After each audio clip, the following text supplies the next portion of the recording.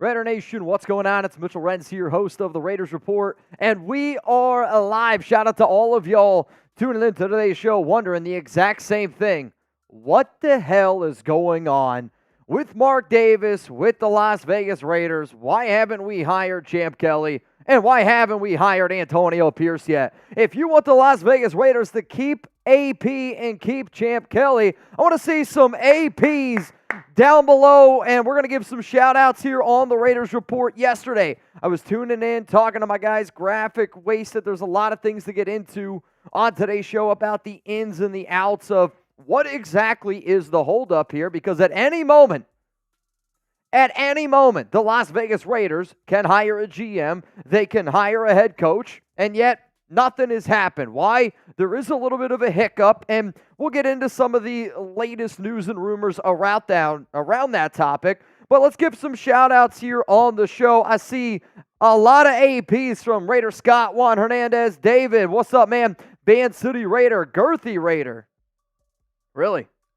Prove it. Sienna, R-Dog, Will Thompson, Sean, what's up? Vincent, I got a lovely bunch of coconuts. Shout out to Blue Richards here in the building. Cloud, Ava Beloso, my brother Juan Hernandez, one of our OGs, Mr. Raider One Nation, King Sanchez, Matt Juice, Glenn Jones, Selvin Gaines, Jason Tharp, Michael Wellington. We got over already 750 people here watching the Raiders Report. If you haven't already listened to Queen Sarah Otto, make sure you guys click that like button. Believe it or not, it helps us out a ton here on the show. So for those of you that don't watch a lot of our Raiders Thursday shows, the way that I treat this is a little bit of a Thirsty Thursday action. I want to let my hair down a little bit. I want to have an Oakland tailgate vibe. I'm off tomorrow, just so all y'all know. So if you're trying to get a little bit weird today, we can get a little bit weird today. We will go into 3 segments around Antonio Pierce. We will get into the latest news and rumors, and then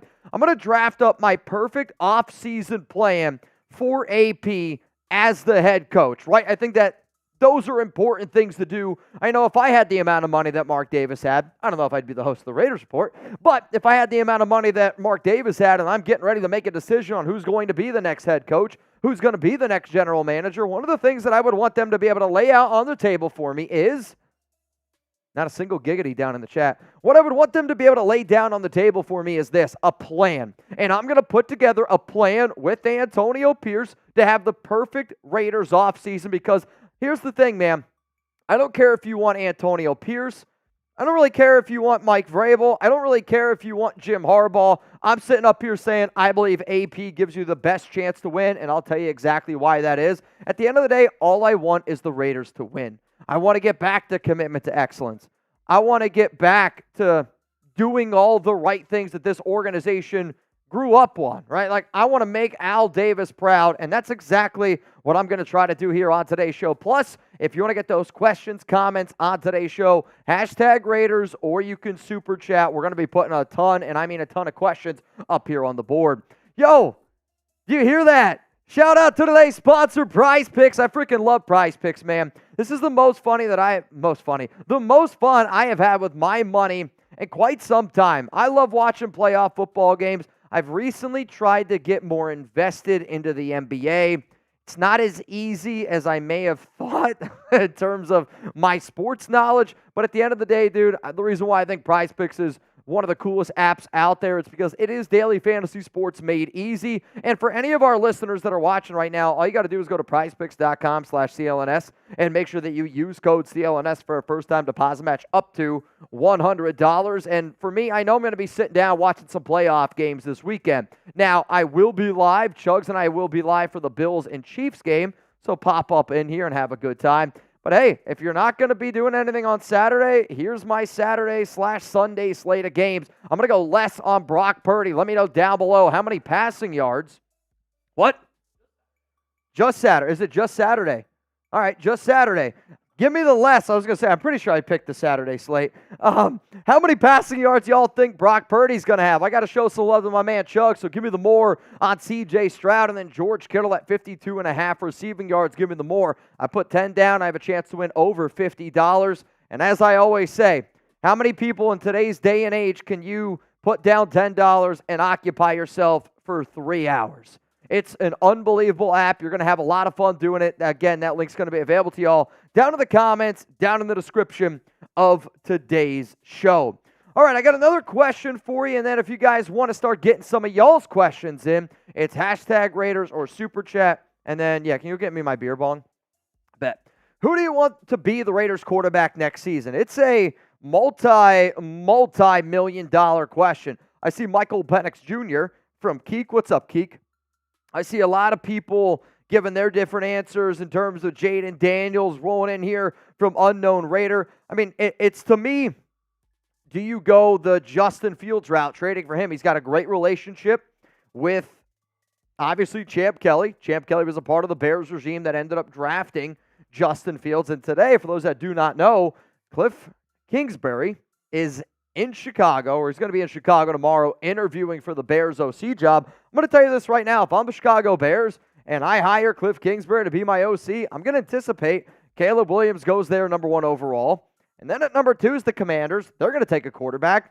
And honestly, I think at number 3, the New England Patriots take a quarterback. So it's going to be really interesting what the Raiders end up trying to do. Maybe you can trade up into the top 3. It's the only way that you're going to get a Jaden Daniels, a Caleb Williams, a Drake May. Do you decide to wait a little bit, maybe on a Bo Nix, maybe a J.J. McCarthy, a Michael Penix Jr.? Do you look in free agency? Sign a big-name guy like Kirk Cousins. Maybe you sign a cheaper option like Russell Wilson. Maybe you go trade for Justin Fields. Bottom line is this. There are a lot of different options out there for the Raiders, but it is so critical and it is so important for this year. The right move was the Raiders moving on from Derek Carr. The wrong move was giving Jimmy Garoppolo the amount of money that they ended up doing. So you need to find your quarterback of the future this offseason, because the way I look at it, if I'm a head coach and I'm just getting hired, if I'm Antonio Pierce, which I'm hoping that it still is AP, he's going to have the most power in terms of decision-making possibilities that he's going to have in year 1. Year 1's the time that you lay it on the table and you start swinging it around a little bit and you go, you know what? I want my quarterback. This is the year to do it, because then what happens? That gives you a little bit of a time to, hey, well, you know what? Yeah, you wasn't all that good in year 1. Well, let's give him year 2. Let's let him marinate a little bit. That's what the Raiders need to be able to figure out, their quarterback of the future. Let's go to Ed Robbins here. Ed looks a little sideways. New England will take Marvin Harrison Jr. To your opinion, maybe. I mean, to me, he is the top receiver in this year's class. The only unfortunate part with that is everybody that we talk to here at Chat Sports that's tied in with New England, they disagree. They say that they're going to go quarterback, and I am really excited. Chugs and I and a bunch of guys here at Chat Sports, we're going to be out in Media Row for the Super Bowl, so we'll be able to sit down and talk to a lot of these coaches, talk to a lot of these OCs, a lot of these players, and a lot of agents, and I think we'll be able to get a better understanding of what exactly some of these NFL teams could end up doing. But from everybody that we talk to, no, it's not the case. It sounds like that they're going to go with a quarterback. Let's go to DJ Bays. Whoa, Fields is proven. Rookie take 2 to 3 years to develop. That's not always the case. I mean, I think it depends, 1, on what team you play for. It also depends on, 2, of how good of a quarterback they are, right? Like, look at a guy like C.J. Stroud. I'll tell you this right now. If you told me C.J. Stroud or Justin Fields, I'm taking Stroud every single day of the week. And twice on Sundays. To me, I look at the overall quarterback evaluation. Yes, Justin Fields is 24 years old. Guess what? Michael Penix Jr. is 23, about to be 24. Like, to me, you have to be able to rank the quarterbacks in the way that I rank the QBs based off of what I would want. And this can change based off of head coach, OC for the Silver and Black. Like, to me, I'm going Drake May, number 1. I'm going to go Caleb Williams, number 2. At number 3 is Jaden Daniels. Number 4 is Justin Fields, just based on what I would want from a quarterback talent evaluation process. Though, if I told you it's going to take 3 first-round picks this year, 3 first-round picks next year, and a starting caliber player, let's just say like Jacoby Myers, or you can get Justin Fields for a second-round pick.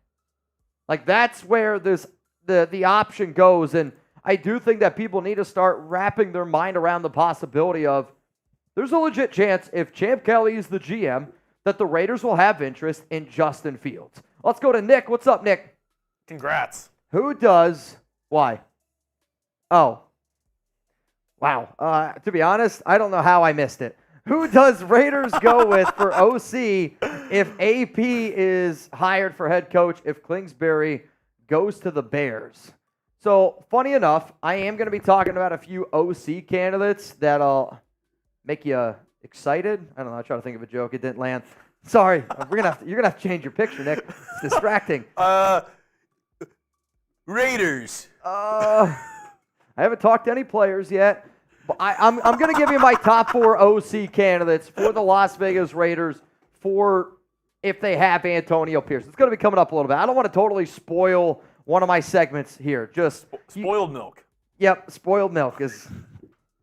Oh, Jeremy, your jokes are the tits. What's up, James? What would be the win now plan? The win now plan for me is get a offensive coordinator that you are confident enough that you can hand the keys to the car to. And what do I mean by that? If you're going to keep Antonio Pierce, to me, I'm going to keep AP and Patrick Graham. Their concentration is going to be on the defensive side of the football because of how well the defense played this season.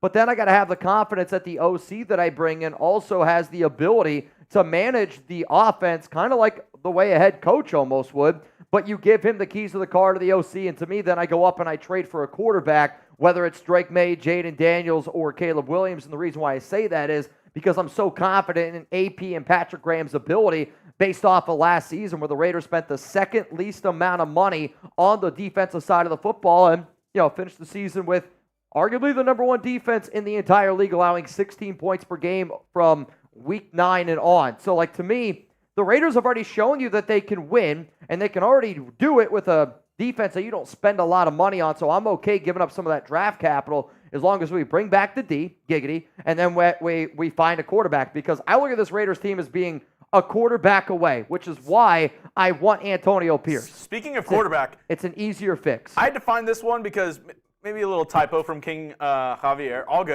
good. Yep. Radiers. Yep. But I haven't seen this one yet, and I wanted to get your opinion. We'll take Jalen Hurts. I mean, the Philadelphia Eagles aren't going to move on from Jalen Hurts. I know Hurts had a bad season this past year, or I shouldn't even say that. He finished the season really bad. I don't know if he was super banged up. I don't know if he was super injured. If I'm the Eagles, I at least want to roll it back one more year. Do you decide to blame it on Brian Johnson? Because Brian Johnson was a very hot commodity the first 10 games of the season, 11 games when the Eagles were, 10-1? And then everybody figured out his offense. And then the Eagles got banged up, and that offense got very, very stale very quickly. So I'm probably a hard pass on Jalen Hurts, though, since we were just talking about OCs. If the Raiders were to hire a guy like Greg Roman, let's say, that's a very run-first oriented type of OC. He spent some of his previous years with the Baltimore Ravens. You bring in a guy like Greg Roman, you're going to run a power run type of offense. In that scenario, I'm actually on board with you going out. Let's say you bring in Jalen Hurts. In that scenario, though, too, you have to keep the option open of even bringing back Jacobs option open. But what's the most important thing if you bring in a guy like Greg Roman, if you bring in a guy like Jalen Hurts, is you're going to build that offensive line. Like I'm talking, I am investing heavy draft capital, heavy free agency capital, and I'm trying to build the best damn offensive line in the National Football League. All right, we got some playoff games this weekend, and I don't know about y'all, I can't freaking wait for a little playoff football. Out of the 4 playoff games going down, which one are you the most excited for? If it's the Texans versus Ravens, type 1 below. If it is the Chiefs versus Bills, which Jugs and I will be live for, type 2. 49ers versus Packers, type 3. If it is Lions and Buccaneers, I want you to type 4. Pretty spread. A lot of 2s, but we see a lot of 1s as well. A couple 4s in there. Mm-hmm. I see a 3 from Drew. I see a 4 from Brandon. Some 1s from the Real Crazy News. We Out Here Entertainment. Willy Wonka. Sienna says 2. Blue Richard says 2, 3. Stogie says 1. Cole says 1. Willy Wonka says 1. I'm a Threat. Oh. Says 3. Eric says 2. Let's see. We have Eddie saying 2. Danny 2. In a perfect world, Texans win, Packers win, Bills win, Lions win. In my perfect world, that's what it is. I know. I mean, I don't want to see the Niners get in. I don't want to see the Chiefs get in. Call me crazy for not wanting those teams to get in. I think it'd be cool to see Houston and that awesome story with C.J. Stroud. And if you're rooting against the Lions, I don't see how you could possibly root against the Lions. The number one team that I want to win the Super Bowl this year is the Detroit Lions. The number 2 team is the Bills. The number 3 team is the Houston Texans. Let's go to Mando878K. What's up, Mando? Compare Jaden Daniels to Anthony Richardson. That profile pic is legit. It's probably actually one of my favorite pictures that I've seen out on social media. I would say if I'm going to compare, Jaden Daniels is actually a better deep ball thrower, though Anthony Richardson has the stronger arm. Like, Daniels to me is the more accurate passer. Yeah. Daniels is the more nimble type of runner. Richardson's more the athletic specimen. Richardson's the better athlete. I mean, I'll tell you that right now. Like, Richardson's, I don't want to say hands down the better athlete, but one of our draft guys, Jack Sperry, he's got his legs crossed right now, and we can still see it. Thinking about Richardson next year with that Colts offense. It's actually the first time he hasn't crossed his legs. I would say. I mean, to me, Anthony Richardson is a better passer. I shouldn't say better passer. Better passer than when Cam ended his career, no doubt about it. Like, the first comps that come to my mind is a lesser version of a Lamar Jackson and a Cam Newton style. Like, both are mobile, though Jaden to me is clearly the better passer. Jaden Daniels is like if Cam Newton, Lamar Jackson, and Peyton Manning had a baby. Say those names again. Say those names again. It's like if Cam Newton, Lamar Jackson, and Peyton Manning all had a baby. Wow. I feel bad for that cookie. Let's go to Nick. Can I get a FKC? Nick, you absolutely can get an FKC. I think you're missing a U. Yeah, I was just. Oh, man. Wow. Everybody just type bonk down below. Can I get some FKCs down below? If you want a shout out here on the Raiders Report, spam FKC. And I really want to get this party going. If that's your girl, Nick might be rich. Or huge Raider fan.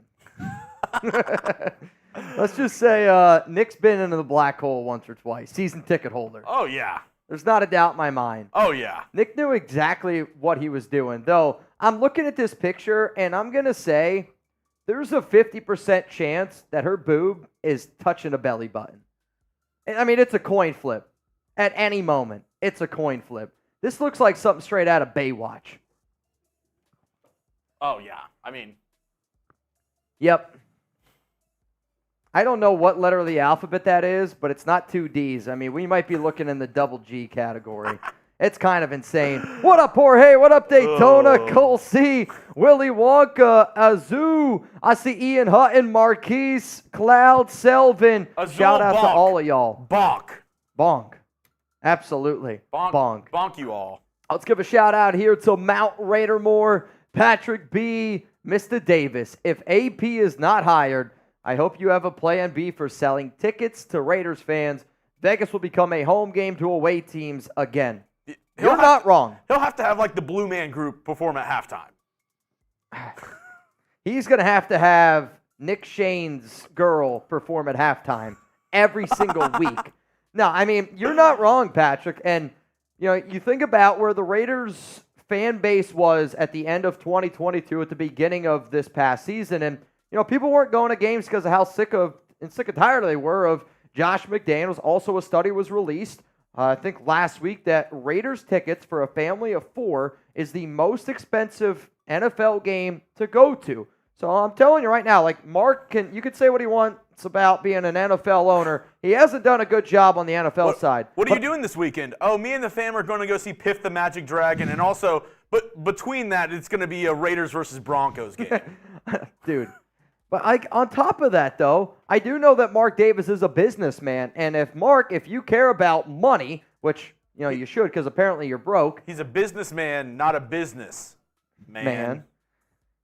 I do think that you're going to have a really, really tough time putting butts in seats that are Raiders fans. Now, there's going to be opposing teams that end up going, but he's going to lose millions upon millions of dollars if it is not Antonio Pierce at head coach. I don't care if it's Harbaugh. I don't care who it is. What? You all right? Big news for the Texans Ravens game. I'm listening. Marlon Humphrey and Mark Andrews ruled out. Dude, that's huge. That's huge. That's huge. Let's go to Suicide Guns. What's up, Suicide? What's up, guys? Why are we still waiting? Tom is no one to be in any Raiders' ear. Mark needs to sell the team with actions like these. We were first to act with OC, GM, and head coach, and still nothing. We deserve better. I mean, I think weighing your options is more than okay, right? Like, I was on this show probably a week ago, 2 weeks ago at this point. I don't remember. My days are just kind of all bleeding together. And I said something along the lines of, I'm not upset for the Raiders if they want to bring in and talk to Bill Belichick, right? Like, to me, every single NFL organization is not doing their job to bring in Bill Belichick and at least talk to him and at least pick his mind. For the Raiders, you have the opportunity to sit down in a room with Tom Brady and Bill Belichick and pick their mind. What can't happen, though, is you can't have everybody that Mark already has in his room in his circle telling him AP, so he's got 10 guys over here, and just because Tom Brady says, well, wait a minute here, what about Mike Vrabel? That's the issue. Like, good organizations take what everybody says, and then you weigh your options. It's not just one person makes the final call. Like, that's what's been killing the Raiders. You hired a head coach like John Gruden that was whatever I say goes. You hired a head coach like Josh McDaniels that said whatever I say goes. Just because you don't hire a head coach that goes that way, but if you're still going to run your organization based on that same concept of whatever Tom Brady says goes, you're going to fail in life. It's the bottom line. It's a bad business decision. I'm just going to have to update everybody. Aaron Wilson doesn't know how to tweet correctly. Mark Andrews, questionable. He said Ravens typed. He said Ravens rule out Marlon Humphrey and Mark Andrews is questionable. Yeah. But on the tweet thing, whenever it shows you the preview, it just says Ravens rule out Marlon Humphrey and Mark Andrews. That's devastating. Got you to click, though. Got you to click. What up, Glenn? Click. I think you are being hard on AOC. Bonk. I know the Vikings and Colts game sucked, but he was not helped by McDick and Bo Hardigree. He improved a lot this season. Glenn, I do think that I am more critical of Aiden O'Connell than maybe what it is deserved, but the only reason why I am doing that is because AOC cannot be your option at quarterback. So I think a lot of times people take what I say and they're just like, this guy hates Aiden O'Connell. I don't hate Aiden O'Connell, but I'll tell you this right now. If you asked all 32 general managers, right, because I asked every single person in this chat sports office, and whether you think that we're intelligent or not, I'm guessing you think that you care about my opinion since you're watching here. But if everybody that I talk to and everybody that I trust tells me that AOC is not a top 32 quarterback, that's not me being hard on him. That's just me telling you how it is, right? Like, if you're the Raiders, you have an opportunity this season to build your offense, right? Why are you going to build your offense in your very first year, arguably your most important year, around Aiden O'Connell? Like, I mean, I don't get it. Like, that's like signing a big-time slugger in the MLB and telling him, hey, man, I know you hit 50 home runs lefty last year. Let's put you on the right side of the plate. Like, it just doesn't make sense. You're handicapping yourself. And when you're in a division with Patrick Mahomes, when you're in a division that might get Jim Harbaugh, that has Sean Payton, I'm not in this business to hit singles. It's not, let's be average, baby. It is to lift a Lombardi trophy, and all NFL teams know that you need to have an elite quarterback or have elite pieces all around them, and based off what the Raiders have right now, you need an elite quarterback. In today's NFL, if you're not a mobile quarterback, if you're not able to get outside the pocket, if you're not able to evade pressure, you have to be the most elite passer in the NFL, which AOC is not. He's not an elite passer. He's not going to dissect you, able to throw like a 50-yard bomb on a dime.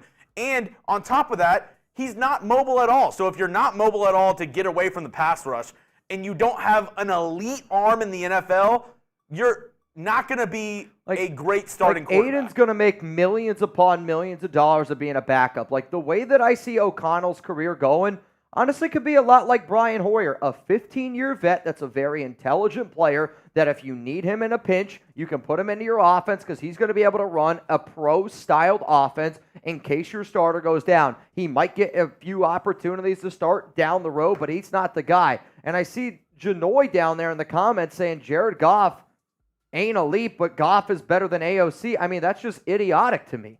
And I mean, you saying that AOC is better than Jared Goff is like, I got into an argument the other day with a few Bears fans, but that's like you sitting up here saying Montez Sweat is better than Max Crosby. Like, nobody that has an ounce of NFL intelligence would ever say that Aiden O'Connell is better than Jared Goff. Like, it's just asinine to even think that. Just like it's asinine to say Montez Sweat is better than Max Crosby. I just want you to know, like, when I read that from you, that's what I think of. Let's go to the real cowboy. The real cowboy. FKC, do the Raiders announce AP and Champ Kelly at the same time? I don't really have a great answer on this, man. Sources that I was talking to sounded like it was a done deal on Monday, and yet nothing's really happened, right? Like, the Raiders had Champ Kelly in the interview process, which is kind of a mind-blowing thing. You have Champ Kelly in the interview process with Chris Richard, with Leslie Frazier, with Antonio Pierce. Then Richard Seymour was seen with Champ Kelly and Antonio Pierce in their Raiders jackets. It looked like it was all good. Had a few people tell me, hey, man, get ready. The Raiders are about to hire these guys. And then it's been silent. Why? There is some internal debate going on right now, and we'll talk about exactly what is happening, essentially, with the Raiders and the indoor battle going on between Mark Davis, Tom Brady, and basically everybody else. But what has been reported, and to my understanding, it is Champ Kelly will get the job first, and then they will hire a head coach. Would it surprise me if the Raiders did it the way that they kind of did McDaniels and Ziegler, where they technically didn't hire him at the same time, but they basically did hire him at the same time? No, not at all. It could happen 10 minutes apart. Could happen at the exact same time. I know this. I'm losing my flippin' mind, though, because until the Raiders hire a GM and until they hire a head coach, I think every day that goes by, you're losing your competitive advantage. One of the good parts, now that we're not in the playoffs, is you have the opportunity to already get your offseason plan in motion. Why would you not try to jumpstart your offseason plan, your offseason discussions, lay out that blueprint of what you're trying to do for the upcoming season before all the teams that are obviously better than you in the playoffs? I don't understand what the hell we're waiting on. Is _that_Geo, would Jalen Johnson be a great signing? Yes. I think Jalen Johnson is the number one corner in this year's class in free agency. I also know that Jalen Johnson was a part of the regime Champ Kelly was a part of the regime that drafted Jalen Johnson from Chicago. It's always just going to come down to the money, right? Are you willing to pay Jalen Johnson, I'm going to guess $20 million a year. He's probably going to be somewhere around that type of money. He's one of the better corners. He had a hell of a season. I wish our Bears host just walked by. I'd be curious to see what he has to say in terms of how much money he's going to get. But I would say probably around the $20 million per year mark. It's a lot of money, but he's a hell of a corner. You go Jalen Johnson, Nate Hobbs, Marcus Epps, Trevon Merrigan, Jack Jones in that secondary. I can make an argument that's one of the best secondaries in the NFL. Let's go to Jasper. What's up, Jasper? Should the Raiders sign Russell Wilson and draft the best quarterback with the 13th pick and allow that QB to learn from Wilson, and we'll have a proven QB in Wilson, which I think AP will love to have? I think if you draft Russell Wilson, I think if you sign Russell Wilson, you have to spend your first 3 draft picks on improving this team, because that's saying you're in win now mode. Correct. So you're not planning for the future if you sign Russell Wilson. If you sign Russell Wilson, this offseason needs to be all about building up the best Raiders team possible to get to a Super Bowl. Because if you sign Russell Wilson, you're saying, we think we can make a Super Bowl with Russell Wilson at quarterback. Correct. Because again, the Russell Wilson idea is him based on him screwing over the Broncos and him trying to perfect his legacy, because of whatever amount of money Russell Wilson signs for. It's why I'm a believer he ends up signing for $1.21 million after the Broncos cut him, and he gets $89 million this year. And then if he signs the 1.21, the Broncos get a credit of 1.21, and he's got all the money in the world. He doesn't, he don't need any more money. What Russell Wilson has stated multiple times is he cares more about his legacy. And if you want to improve that legacy, let's build the team around that. And like Chug said, you're in win now mode then. You ain't drafting a quarterback at 13. Everything that you do is built on let's win right frickin' now. Suicide Guns, back to you. Praying it's AP. Who's our OC? I'll get into some of my top OC candidates. From everything that I understand, though, if Antonio Pierce is hired, it is Cliff Kingsbury. And I said that I really like this move here for the Raiders because if you're going to hire Antonio Pierce, I really want him. First. That's true, unless he goes to the Bears. If you have Antonio Pierce, I want him to concentrate on the defensive side of the football. That's really critical then to bring in a offensive-minded guy who has experience, and the fact that Kingsbury does have head coaching experience, I'll admit, wasn't a good head coach, but he's always been a very well-respected coordinator. But to me then, I know that he knows how to manage just the offensive side of the football, and that's all that I need him to do. Brandon Jasper, Mount Raidermore, you're next up here on the show. We got 1,600 people here live on the Raiders Report. If you haven't already, make sure you guys click that sub button. Make sure you click that like button as well. Believe it or not, it does help us out a lot. Why does Davis still have his duck in his hand?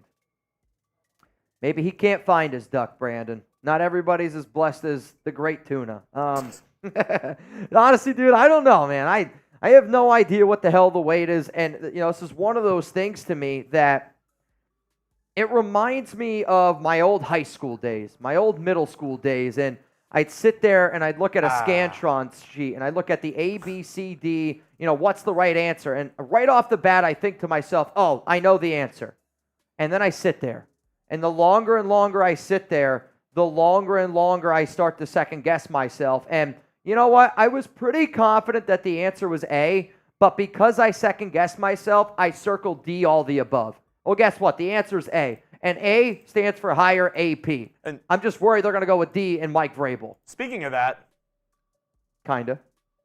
Oh, the great tuna? Speaking of ducks. All right, let's do it.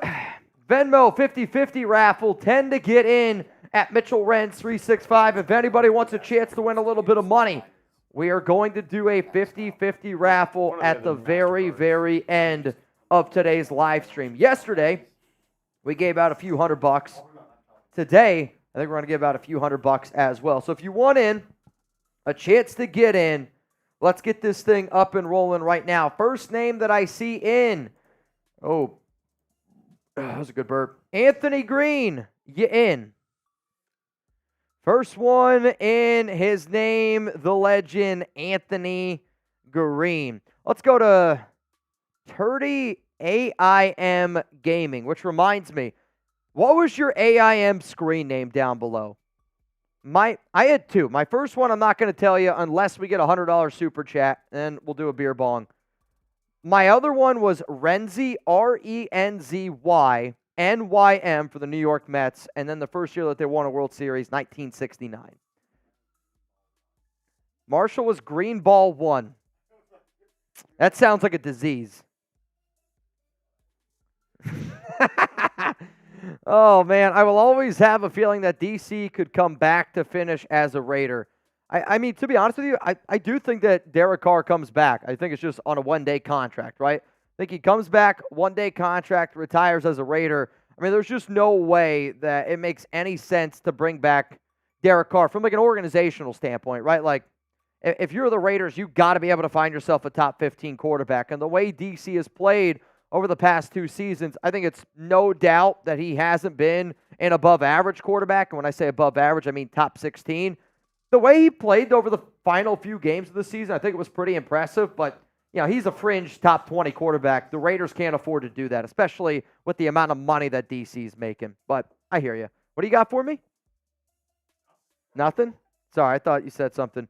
All right, y'all, we got 1,500 people watching the show. And how about we get into our very first segment here on the Raiders Report? What do you guys think? We're going to get into the latest news and rumors on the Las Vegas Raiders. We're going to talk about all of the drama, rumors, speculation, whatever the hell you want to call it. There is a lot, and I mean a lot of shit going on. Also, Anthony Green, you in again. I see Ray Aguirre. What? Yeah. There you go. Nico Laz, you in.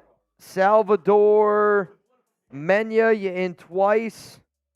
And then I see Robert D. Liberto, you also in. So as it stands, Oh! Bro, you scared the fuck out of me. Mask 80 Bang! Holy shit, you scared me. I'm not even kidding.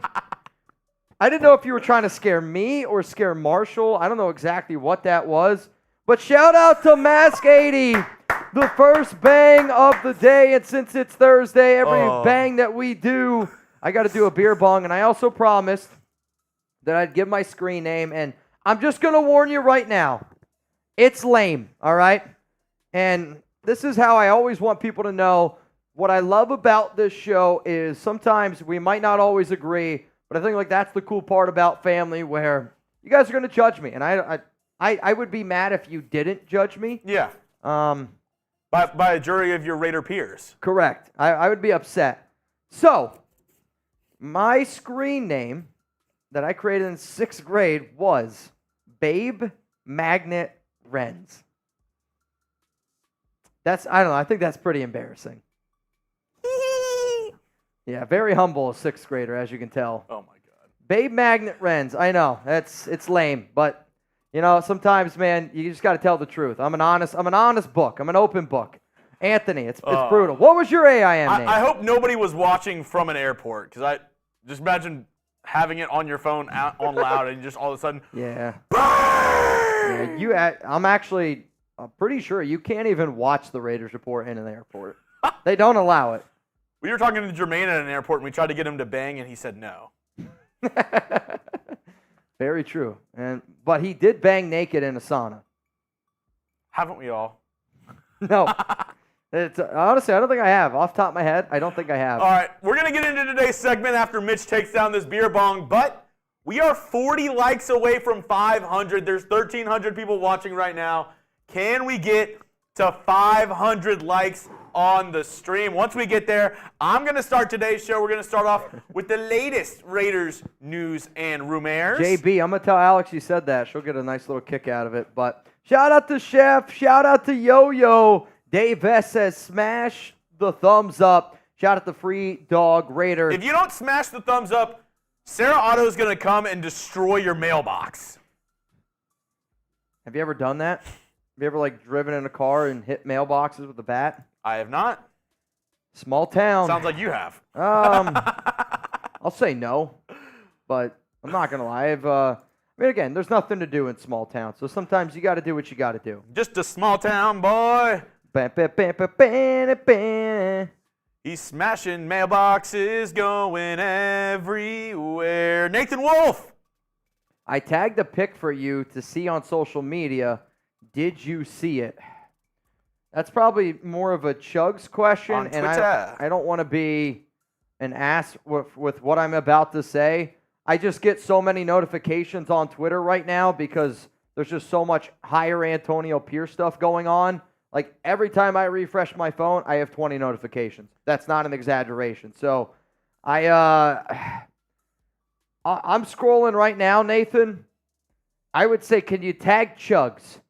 Because I have not seen anything in the last 20 minutes. Nathan took the midnight train going. So that's on me, man. I'm sorry. All right. We are all caught up on supers. We added 500 likes. Yeah. So we're going to get into today's show. Here's the segments and a reminder. At the very end, we're going to be doing a 50-50 raffle. So $10 Venmo to Mitchell Renz 365 if you want to get in on that piece. Which actually we just got two more, which is Sean Navarro, you in. And then Daniel Caps Keenan, you in. All right, y'all, let's get into the latest news and rumors going on around the Raiders report. Let's get it going right now. Are we good? Okay. I was like, news and rumors, why the Raiders need to hire Antonio Pierce, and then I'm going to give you guys my perfect offseason for this. Oscar, I just saw yours. All right. However, it's not from a reliable source. Ready? Brandon said I would have gone with Chick Magnet Renz. We'll put it up after this segment. But if you're ready to start the show, if you're ready to get this thing popping, if you're ready to get it going, spam hire AP right now because Raiders, they need to make a choice, and they need to make it soon. Mitchell. I just want them to do the right thing. Listen to the nation, Mark. That's all I want you to do. Listen to the nation this time around. You got nothing to lose. You haven't gotten it right ever, honestly. Wait, you haven't gotten it right yet. We actually forgot to do one thing. What? Venom Sosa. Oh, that's on me. What's up? What's up, Venom? If you want Antonio Pierce, I need you to spam hire AP down below. Mark, I need you to listen up to Raider Nation here. And every single person, I have been told that Mark Davis, the Raiders, they watch this YouTube channel. They watch a lot of Raiders content creators' YouTube channels. So I'm trying to break a comments record here. The most comments that I have ever gotten on a show that I have done here, 5,000 comments. So if you come across this video, spam hire AP. I'm going to send it to Mark Davis. I'm going to send it to the Raiders, and I want to show them that we want AP to be the Raiders head coach.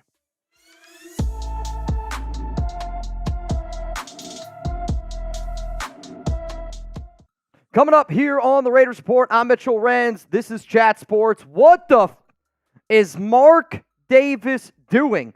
Is he really not going to hire Antonio Pierce? And I know there's been a lot of speculation of whether or not the rumors are true that there's a little bit of a, we'll call it a kink in the hose, a little bit of a snag in the chain of whether or not the Raiders are going to hire Antonio Pierce, because a lot of people were reporting on Monday, were reporting on Tuesday that this is AP's job. And now it's a little bit silent and people are starting to worry. Why? Well, I'm going to tell you exactly why you should be a little bit worried of Mark Davis going with somebody else not named Antonio Pierce. What do I always say? Where there's smoke, there's fire. And I'm telling you right now, there is a lot of There's a lot of smoke going on around Mike Vrabel because according to reports, Tom Brady wants the Raiders to hire Vrabel. And he's one of the dudes right now talking to Mark Davis. And why I get nervous about this is because every single year there is somebody that Mark values more than the rest. And if that person turns out to be Tom Brady, well, he might end up going with Vrabel. I will admit that Vrabel today, it was reported that he is going to be meeting with the Los Angeles Chargers for their head coaching job. It also seems like the Chargers are literally interviewing everybody. David Shaw, Jim Harbaugh, Ed Dodsley just interviewed. But as it stands, a reason there's a holdup right now is because of the conversations between Tom Brady and Mark Davis, because all the players, the Raiders organization, they want to go champ, they want to go AP. Here's the thing though, man. Several content creators were contacted by Raiders players yesterday to get hashtag hire AP going. And you can believe that if you want. You can say what you want. I'm telling you, for Raiders players to reach out to content creators that they believe have a voice, that they believe can get this message out, because for them, they don't want to take the chance, right? They've already feel like they have done their part, telling Mark that this is the route that we want to go. Well, now we got to get the nation to rally behind it. So I'm serious when I tell you, if you want the Raiders to hire Antonio Pierce, I need to hire AP down below. So let's kind of go through this Raiders timeline of over the past, we'll call it, 72 hours of this waiting game. Like, I feel like I am the Pablo Escobar gif of waiting on Antonio Pierce to be hired. And I'm kind of getting sick and tired of this waiting game.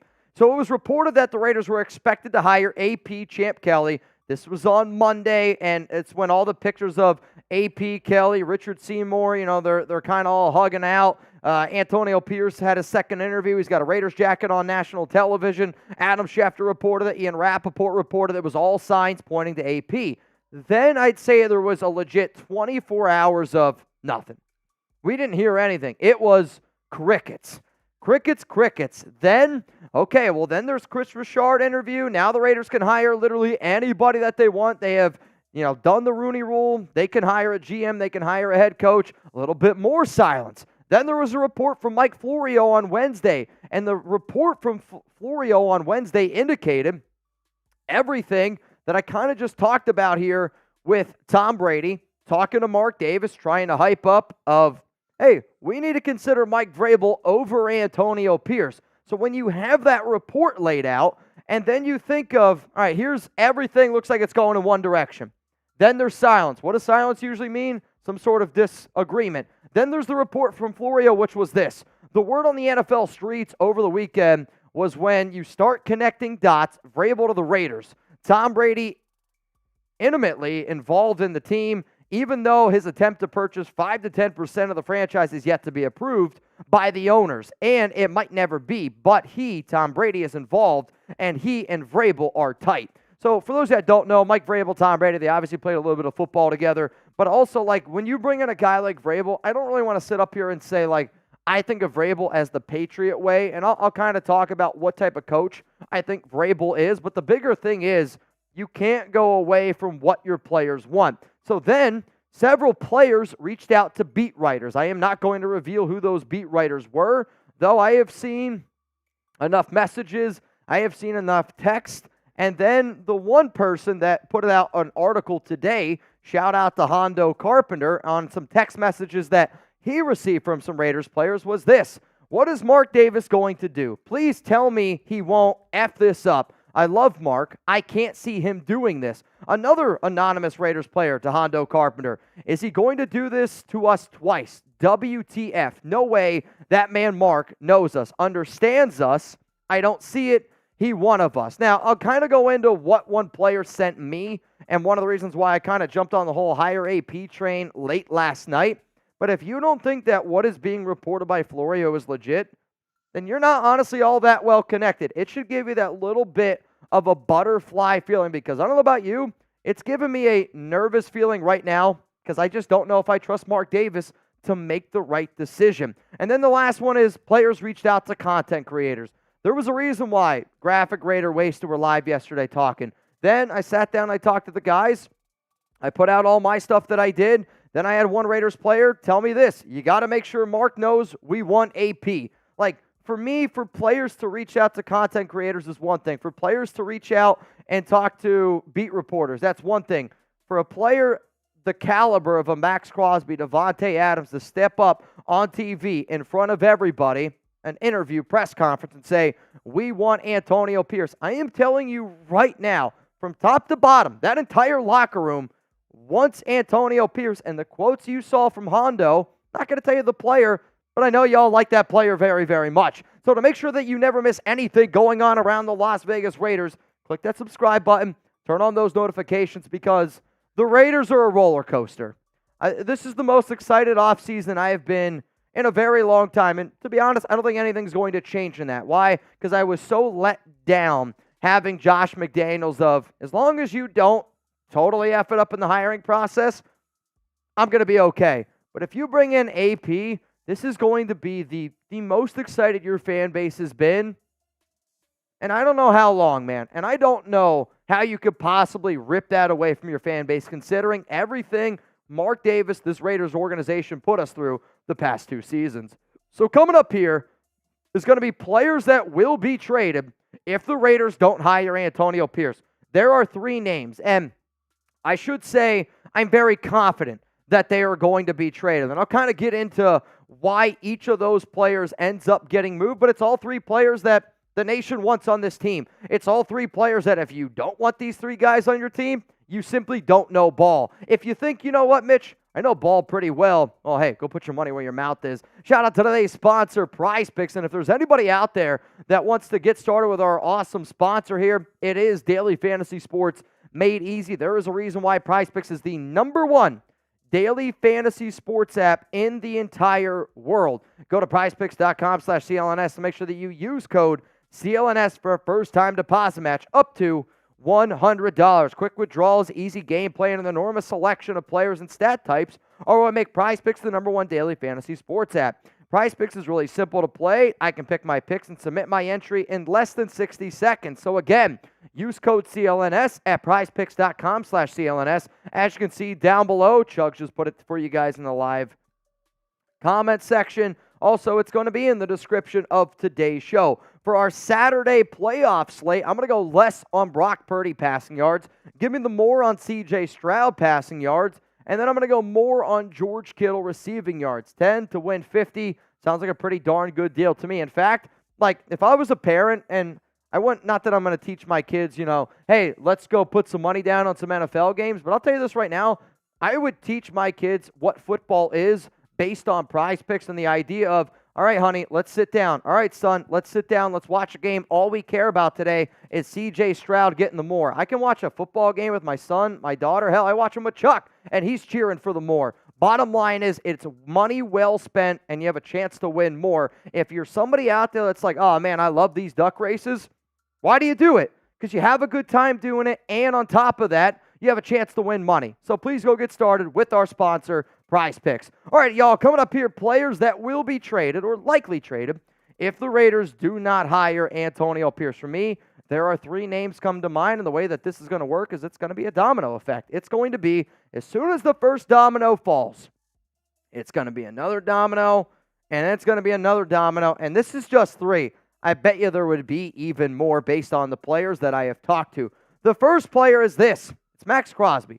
And you can sit up here, you can say what you want, but Max Crosby was on his podcast and confirmed every single report that Ian Rappaport put out. And Max even himself said anything would be on the table if the Raiders don't keep AP. I can promise you this, Max right now is not a very happy camper based off of the fact that Antonio Pierce has not been hired yet. And if you think about Max, right, a player that has put his heart, his soul, everything on the line for this organization, has told Mark Davis face-to-face, has told on a podcast, has stood up and made his preach of, I want Antonio Pierce. And if Mark Davis goes behind Max Crosby's back, I'm telling you right now, he's out. Max is not going to be back this season, nor would I really blame the guy. And it sucks to say because Max is everything that I want in a Raider. I know he's got it tattooed on him, but it comes a certain point where you're just fed up, right? You're just fed up. Like, same thing with family. I have a lot of really close family members that, guess what? Sometimes we don't talk to them anymore. Why? Because at every single point, people get fed up. And right now, you're right here with Max Crosby. If you don't hire AP, I'm honestly thinking that's going to be the tipping point. Can I get some 98s down below? And for everyone's like, oh, but he's under contract. He doesn't have to get traded because Mark can decline it. What if Max doesn't play? What if Max doesn't play? You're only wasting his trade value. Let's go to another player. If Max Crosby gets traded, you know who's the next guy to go? It's Davante Adams. And then when this happens, you go from full-on rebuild mode. I'm not talking a normal rebuild. I'm talking you're hoping that the Raiders were able to put together a few wins because all the players that are the big-name players, see ya. Goodbye, we're trading you because they're not going to want to stick around, and Davante has made it clear. He has already shown his frustrations. He also has said that he wants the Raiders to hire Antonio Pierce. So Max Crosby's gone. Davante Adams is gone. The number one player that I am the most confident that would end up getting traded if Antonio Pierce is not retained by the Raiders is Jack Jones at corner. The Raiders brought in Jones, and I'd say it worked out pretty damn well, right? And this is kind of one of the reasons why I get frustrated with fans on social media that are like, how can you trust Antonio Pierce to make the right decisions? I mean, as far as I'm concerned, the Raiders got better as a team overall, and the players that the Raiders brought in underneath Antonio Pierce's tutelage, guess what? I mean, it worked out pretty damn well. Jack Jones was a castaway. Nobody wanted him. And then guess what? AP said, I got him, and then ended up being a good player. I promise you this, Jack Jones will not play for the Las Vegas Raiders unless Antonio Pierce is the head coach of this team. So those are the 3 players. But what's even more important on that is if Max Crosby says, I want out, if Davante Adams says, I want out, if Jack Jones is heading out the door, the NFL GMs are like sharks. They're going to smell blood in the water. And what does that mean? Might as well you just say it's a yard sale. When teams know players want out, the draft capital is not as much. Like, I believe that the Raiders would want 3 first-round picks at minimum for Max Crosby. If Antonio Pierce is not the guy, you might get 2. If Davante Adams then sees that, you might get 1. Jack Jones, let's say you get a 6th-round pick. So you're telling me 3 firsts and a 6th-round pick is good enough for Max Crosby, Davante Adams, and Jack Jones? And all due respect, you can go F yourself because I don't think that that's good enough value for arguably the best defensive player in the NFL, arguably the best wide receiver in the NFL, and a corner that played his freaking dick off this season for the Raiders. So coming up here is going to be my opinion on Mike Vrabel because I've heard a lot of people talk about Vrabel, and I'm not going to sit up here and defend Vrabel. I will tell you this, though. I think that he's a good coach. I do. And I think anybody that says that he's not a good coach, they're just lying to themselves. I want AP more, but I'll kind of get in here a little bit more on Vrabel. For those that do not know, Jeremy Chugs and I, we're going to be live for the Bills-Chiefs game. Can I get a few FKCs down below? I know the Raiders aren't playing anymore on game days, but as far as I'm concerned, every single team that goes up against Kansas City, that's my favorite team that day, minus the Raiders, right? So let's go Buffalo. I hope they get a dub. Tune in. We're going to be going live an hour before kickoff.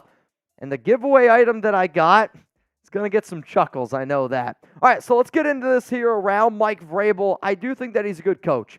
But Antonio Pierce is more proven with this Raiders team than him. Like, I kind of laugh out loud when people are like, oh, Antonio Pierce can't be the head coach, but we should hire Mike Vrabel. We should hire Jim Harbaugh. I get it. Their resumes are better, but their resumes are over here. They have better resumes in this area. Antonio Pierce has the better resume with the Raiders, and anybody that doesn't think that, I mean, it's a fact. Antonio Pierce has the best resume and the best track record with this current Raiders team. So my take on this is every NFL coach was once not experienced enough to get the job. Antonio Pierce proved he made the Raiders better. What more do you want from the guy? I mean, it's an honest question. At the end of the day, did he make the Raiders better? Yes. He did. He made the Raiders a better football team. And, you know, for everyone saying he's not qualified enough, you're right, he's not qualified enough. Guess what, though? I wasn't qualified enough at one point. Jeremy wasn't qualified enough at one point. You were not qualified enough at one point in your job. But you know what? Somebody gave you a chance, and I'm willing to give AP a chance. So coming up here, I wanted to get into this coaches that remind me of AP because I get it. He's never been the head coach. But, you know, I always like to do NFL comps when I look at quarterbacks, right? Like, I'll always give a comp when I talk about Drake May, when I talk about Caleb Williams, because I think it's a little bit easier for people to be able to wrap their minds around. And to me, there are 5 coaches that remind me of Antonio Pierce. The first guy is Dan Campbell. And what he has been able to do for the Detroit Lions is phenomenal work. And the qualities that I see in Dan Campbell, they're the same qualities that I see in Antonio Pierce is Dan Campbell is a motivator. So for anybody that says he's not going to be a good head coach because AP's just a motivator, watch Dan Campbell. That dude is a motivator, but guess what? Players love playing for him. And it's easy to be motivated on Sunday. But you know why Dan Campbell's as good as what he is? Because those guys show up and they play for him on their off days, at practice on Wednesday, Thursday, Friday, whatever it is, they show up because they've built an awesome family atmosphere, basically what the Raiders had at the end of the season. And it's easy to show up on game day, but what makes teams elite, what makes teams Super Bowl caliber teams in the NFL, and are teams that do it every single day, 365. Let's go to another coach here that reminds me of Antonio Pierce. I'm going to go with Mike Tomlin. And the reason why I'm going to go with Mike Tomlin is because when I listen to Mike Tomlin talk, I listen. And I'm a big believer when Mike Tomlin speaks, when he takes that podium, he commands an audience. And maybe it's just because I had to listen to Josh McDaniels it for 2.5 years, essentially. When Antonio Pierce steps up to that podium, when he talks, he commands an audience. Everybody stops what they're doing, and they listen to him. That type of leadership quality and that type of being able to, communicate what you want, that translates onto a football field. You're going to have at one point 90 grown men, 90 potential millionaires in the room at one time. Guess what? You need somebody that can stand up in front of them and command that audience, or else you're just listening on deaf ears. Let's go to the next person that he reminds me of, DeMeco Ryans. One of the reasons why I like the idea of bringing in AP is the exact same reason why I think a guy like DeMeco Ryans and a guy like my next candidate is going to end up being a good head coach. He's a proven player. And you've heard Devontae Adams, Josh Jacobs, Max Crosby. They talk a lot about this idea of why they like Antonio Pierce because they know what it's like being a player.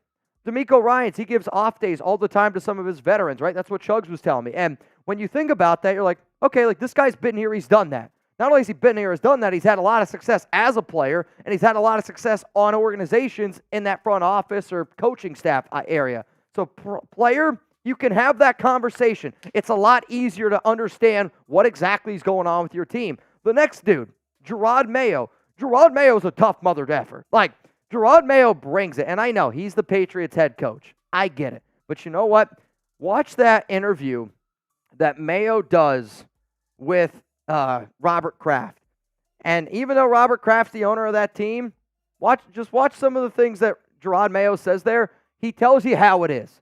And I think that's what good organizations do. That's what good leaders do. It might not be what you want to hear, but like that's how I feel in that exact moment. That's what Antonio Pierce does. And he is so well respected throughout the entirety of the NFL. And then the last name might surprise some people. It's Mike Vrabel. Like, why are we going to hire Mike Vrabel when I think the type of coach that Antonio Pierce is probably going to end up being and modeling himself after? Not exactly, but it's going to be Vrabel. And one of the things that I see in a lot of Mike Vrabel-led teams is exactly what I saw in the Raiders this entire season. They played for their head coach. I mean, you look at those Titans teams. They played hard-nosed football. They gave 110%, even on days that, they didn't have the most talent out there. They played a tough football game every day. But so did the Raiders underneath Antonio Pierce. So if you're looking for what qualities do you see, Mitch, in Antonio Pierce that makes you so confident that he's the right guy, I just told you. Those are the 5 qualities of why I think Antonio Pierce is going to be a slam dunk for the Las Vegas Raiders. So how about this? Is there a coach AP reminds you of? Like this morning, man, I was on the Twitter streets. If you haven't followed me yet, hit me up at Mitchell Renz 365. But I was hooting and hollering at people, right? And at the end of the day, I get it. I just want to win. I get like that's what everybody else just wants too. But what I want to know is give me a coach that Antonio Pierce reminds you of. That way, let me do a little bit more research, and then maybe I can give another comp. Maybe there's a better comp out there, and then we can tell the nation to just calm everybody else down a little bit because I get it. He doesn't have a resume yet. Nobody starts with a resume, though. You got to start somewhere, and to me, it seems like the right opportunity and the right fit for Antonio Pierce. Now, before we wrap up today's show, again, we will be live this upcoming Sunday for Chiefs up against the Buffalo Bills. So hopefully you guys pull up. We're going to have a really awesome giveaway. And if anything ends up happening around Antonio Pierce, around Champ Kelly, I will be live on the show. Do I know when? No. Nobody knows when the hell it's going to happen. I hope it happens now. That didn't happen right now. It would be awesome if it did. But when it does, we'll be live here on the Raiders Report, and I don't want you to miss it. All right, y'all. Is there a coach Antonio Pierce reminds you of? Let me know. Kent Canyon says John Madden. Oh, Justin! Abjin! Bang! Death, taxes, and a Justin Abjin bang. Stopping by for a quick bang. Shout out to Raider Nation. Back to work now. Have a good day, y'all. Well, I mean, of course, he's got a lot of great reviews. Yeah, that's true. He's a busy man. I saw the Nation left over 60 5-star reviews for Justin Abjin. That's some goat ass shit right there. Abjin, I hope you're still here, my brother. Shout out to Mount Raider Moore. I'm gonna do a beer bong in honor of Justin. Much, much love and appreciation. Chugs, do you think you can give a few shout-outs to some peeps? I got to switch up my jersey real quick, but yeah. let me take this down first, and then we'll switch it up. All right. Glug, glug, glug, glug, glug, glug, glug. 2 shots of vodka. Oh, I love Thursdays. Oh, yeah. Love Thursdays. Oh, yeah. What the got to open? Brandon Jasper, I would have gone with Chick Magnet Renz. Oh, yeah. Oh, yeah. Now we're talking. Rage Raider, do you realize how big Fields' contract gets 2 years from now? And he's still unproven for that money. The thing is, in 2 years, his contract doesn't get big. You would have to give him that contract. So if he's not good, you wouldn't just be like, well, you're not good, but your contract's up, so we'll go ahead and give you a massive deal. He's still on his rookie deal, so yeah. Yeah, I think, now the hiccup in the whole Justin Fields conversation might end up being like if a team that trades for Fields and Fields makes it known, hey, if you're going to trade for me, I don't know, I want a brand new deal right away. Like that could be a little bit of the hiccup. But I don't see where he comes I don't see how he can demand it. Yeah, where your team has the number 1 pick and is most likely choosing your predecessor. Yeah, I mean, if I'm Fields, it's like you got fired from your job and you go somewhere else to get hired, and you're like, I'm demanding twice my salary. Now, like if I'm a quarterback, right, and if I'm Justin Fields, I'd be curious to see what you have to say about this as well.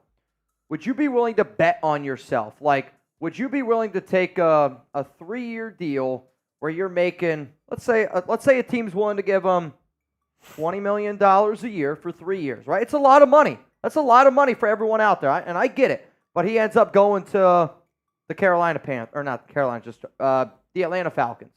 Or would you rather go to a team with the Las Vegas Raiders that have Devontae Adams, Jacoby Myers, Michael Mayer, like a much more complete offense all around you? You don't take the money in year 1, and then it pays off. Like, one guy who's going to be getting paid is Jordan Love. Yeah. Like, where I'm sitting right now in the whole Justin Fields thing is the exact same place I was sitting 2 years ago on Jordan Love. And, I sat up here on the show, and I told people the Raiders should give up a 4th-round pick right now for Jordan Love, bring him in, and just see if it happens. Like, if in the first year it doesn't work, all right, you move on. Nothing. People no harm. call you crazy. People call me crazy. I would do the exact same thing here with Justin Fields unless the head coach, OC that you bring in says, we're going to trade up and get our guy. Like, if you can't get Jaden Daniels, Drake May, or Caleb Williams, if I'm the Raiders, that next plan B is Justin Fields. In fact, I think Justin Fields, as it stands right now, is the most likely quarterback for the Raiders next season. If Champ Kelly's the GM, let me throw that in there, because those two have connections. Champ. I would say based off of what I know right now, Justin Fields is the most likely starting quarterback for the Raiders. Derek, aside from Mayo, nobody been hired yet. Patience. I know nobody's been hired yet, patience, but I look at it as competitive advantage. Like, if you get your regime together right now, right? Think of it as a class project. Your class project is due the first week of September, the NFL regular season. You can get started right now. Would you do it right now? If millions of dollars were on the line, right? If it's the Amazing Race, Chugs loves the Amazing Race. The finish line, first person to get there, first person to get there, September 6th, deadline. Like, wouldn't you try to get a head start? Like, you can get a head start right now by hiring a GM, by hiring a head coach, laying down a blueprint, getting a plan together. Because what's going to happen is a team like whoever makes the Super Bowl, they're going to be a month behind you. The team that wins the Super Bowl, the teams that play in the Super Bowl, I want them to be a month behind me. I don't want them to be on the same playing field. Why? Because we're not on the same playing field. They're already ahead of us in terms of the talent they have. What up, Slaughterproof? Hire Vrabel as linebackers, assistant head coach, best case scenario. With all due respect, that makes no sense. Like, that's like if you're the manager at a McDonald's and they're like, hey, do you want to go be the fry cook? It's like, no, I'm the manager. Like, he's not going to take a linebacking coach job with the Raiders when other teams are considering for him to be their head coach. Correct. Like, makes no sense. To me, if I'm Mike Vrabel, the lowest I am willing to consider to going is DC. Yeah. Like, he'll get a job. Also, though, I think Mike Vrabel, I mean, I've said this before. If I'm a college team, right, and I'm trying to think of a team that's needs, like, they have, like, a rich history. I'm not like let's get that straight. But if you're a college football team and you're trying to build a program that maybe it's been a little bit stale over the past few seasons, and you're trying to get them back on the map, I don't know if there's a team out there like that. Why not bring in a guy like Mike Vrabel? Like, there's a lot of college head coaching jobs, I could argue, are better than NFL jobs. You're the celebrity. You're the guy. You're the dude. Like, Mike Vrabel in the SEC, look out. I don't think it'd be a bad move for him at all. Tennessee head coach, maybe. Real Cowboy waiting to announce AP and Champ Kelly is the most Mark Davis thing ever. Every passing moment, I have walked into work every day this week. Today's the day. Every step. Today's the day. I mean, yesterday, I'm not kidding you. I walked in, I was looking at my boss, Brett, and I go, today's the day.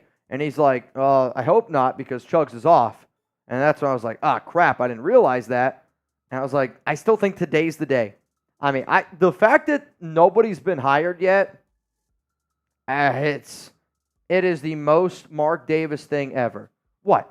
Well, you got to be careful with your hand. What do you got for me? There's more to this story. Also, did you guys match on purpose? Yeah. Yeah. Today, Mitch comes in and says, today's the day. Today's the day. And I said, just like it was the last 2 days? He's like, yep. Today's the day. So tomorrow will be the day. Tomorrow will probably be the day because I'm off. Figure it out, buddy. That's probably when it's going to end up happening, man. I can't take it anymore. Sounds like my fiance waiting for me to ask her to marry me. Today's the day. You and somebody else actually here at the office. I can see him. Today's the day. He's not looking, though. Wait, maybe he'll look over here now. Nope. No chance. He's in the zone, man. What's up, Suicide Guns? JJ will for sure be gone, too, and half the starters will be discouraged to leave as well. Fans selling tickets to other teams. So, yeah, for those guessing Marshall, it's not him. It's not Marshall. Marshall's single, ladies. Rebel. No, I would say this. Like, I'm telling you right now, there is no chance in hell Jacobs comes back. But again, Jacobs is a free agent. Like, I would say with Antonio Pierce at head coach, there is a 50% chance that Josh Jacobs comes back. Without Antonio Pierce at head coach, there's a 5% chance. It would not make any sense to bring back Jacobs if the coach wasn't Antonio Pierce. It doesn't make any sense. Let's go to Garen. You're next up here on the Raiders Report. What up, Garen? Remember, y'all, if you want to get those questions, comments on the show, it's hashtag Raiders or Super Chat to skip the line. It kind of sucks that AP did a great job because there are some good options like Jim Harbaugh and Mike Vrabel for the job, but AP definitely deserves the job. And we were saying that's kind of the difference between this and the Bisaccia run, which is why it was so weird they didn't even consider Bisaccia, because the last cycle, whenever Bisaccia was, the interim head coach, there weren't a ton of great options to be the head coach. Not like there were this time around. And, I get that Bisaccia went 7-5. I get the fact that the Raiders, got into the playoffs. I understand all of that. However, though, on top of that, the Raiders were not a bad football team that season. They were doing a good job early on, right? They were 5-2 that season at one point. And then they lost Ruggs. Then the wheels fell off. Then they were 6-7. That's a really bad stretch of games. But if you remember those final 4 games that the Raiders won, minus the Chargers game, the 3 games leading up to that were against a bunch of backup QBs, terrible weather conditions, and they backed their way in.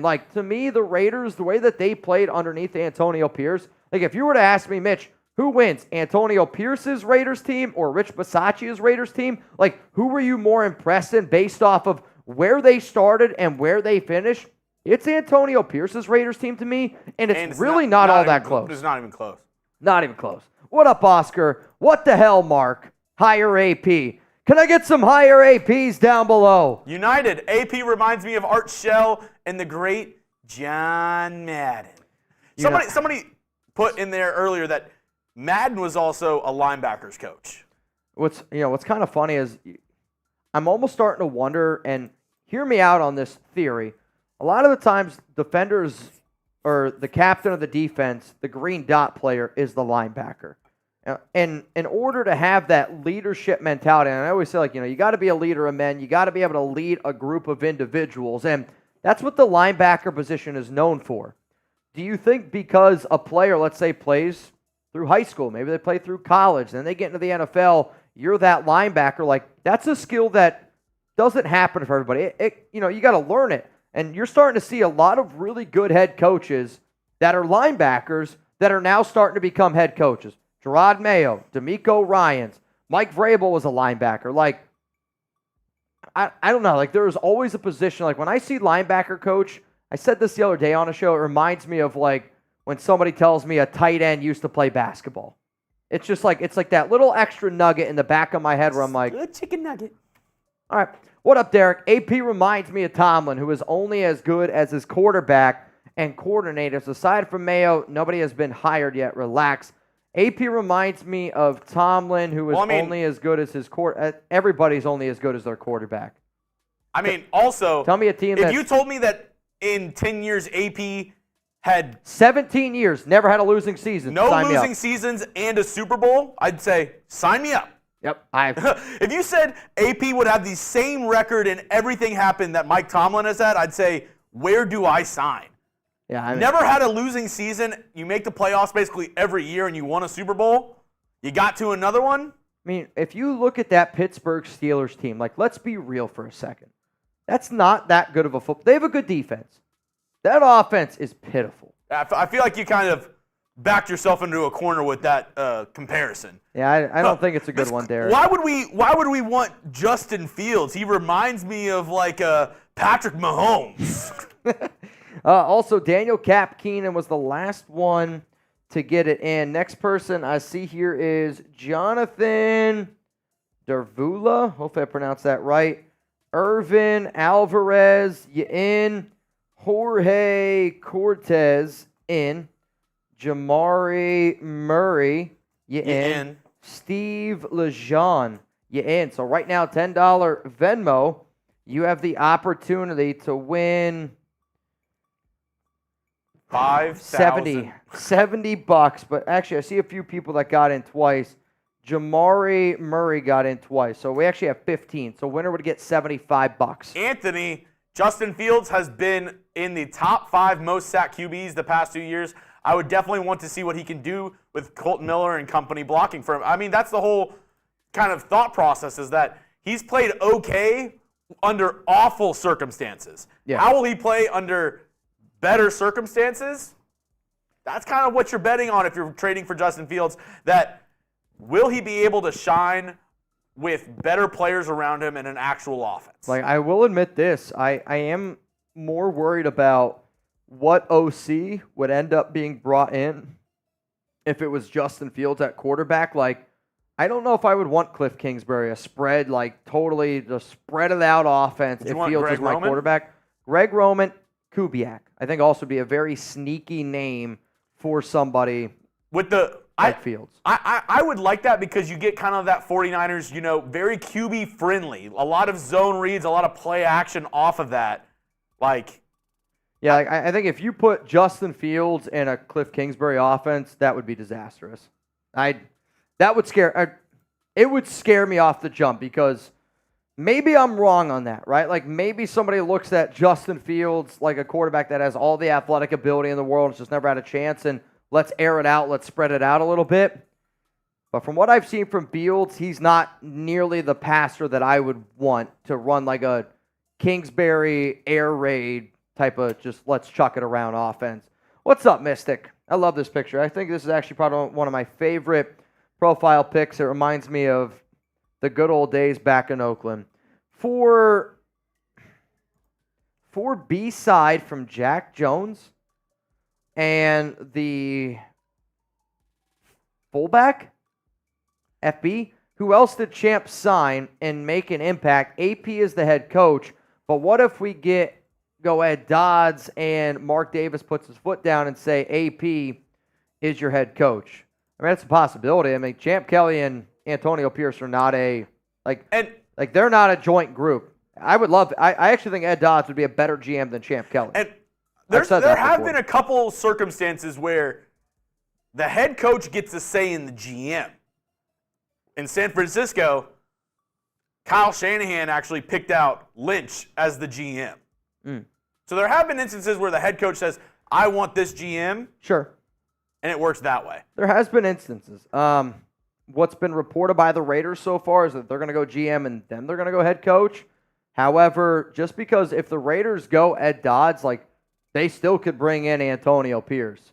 But it sounds like they're going to go GM first. Like, if I was a betting man, I think Ed Dodds and Jim Harbaugh are going to be head coach GM of the Chargers. Suicide, JJ will for sure be gone too. Half starters will be discouraged to leave as well. Fans selling tickets to other teams. I think we already read that one, unless you send it in again.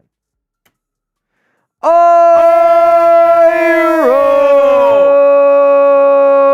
Jackson!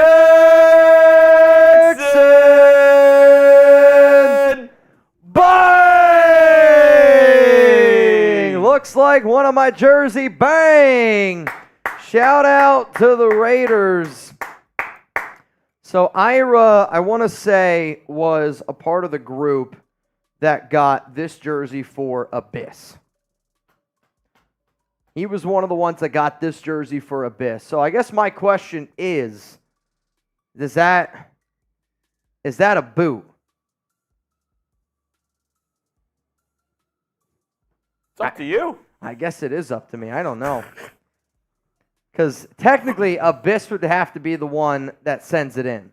What do you guys think? Should we count it? Should we count it? You guys got to let me know. How about this, Ira? Since we're kind of in like the middle game here, once we get to 1,000 likes, I'll do a boot for Ira Jackson. Once we get to 1,000 likes, because Ira just did that, I'll do a boot. All right, Patrick B. Mark Davis has no plans on the Raiders being a winning team by how he is dragging this out. If you lose Max, the locker room is gone.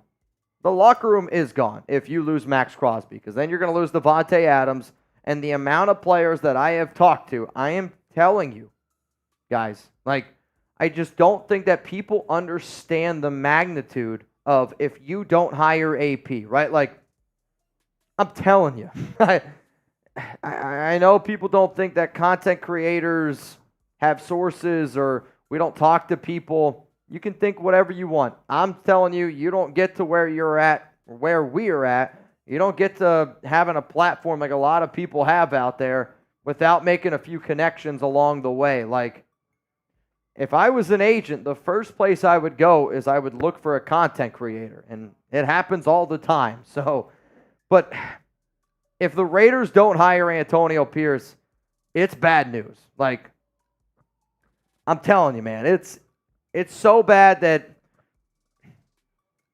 I think I would still be happy if the Raiders hired the right head coach. Like, I know I can make a positive spin on it because that's going to be my job and it's what I'm going to be trying to do. But if you don't go with AP, if you think that Max Crosby ain't leaving, I said the other day there's a 40% chance that Crosby would leave if the Raiders didn't hire Antonio Pierce. I think that's closer to 60, 65 based on what I've just been told in the last 48 hours, 24 hours. Godzilla, I don't get the Raider fan AP hate that down a 5-4 record like it's trash. Josh has 20 years of coordinators coaching in the NFL, went 3-6. AP went over 500 with some staff players. Give him a chance with his own staff.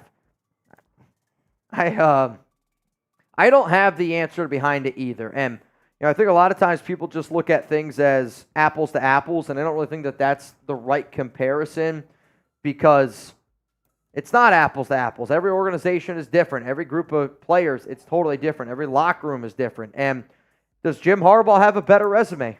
Yes. Yes, he does. Does Mike Vrabel have a better resume? Yes.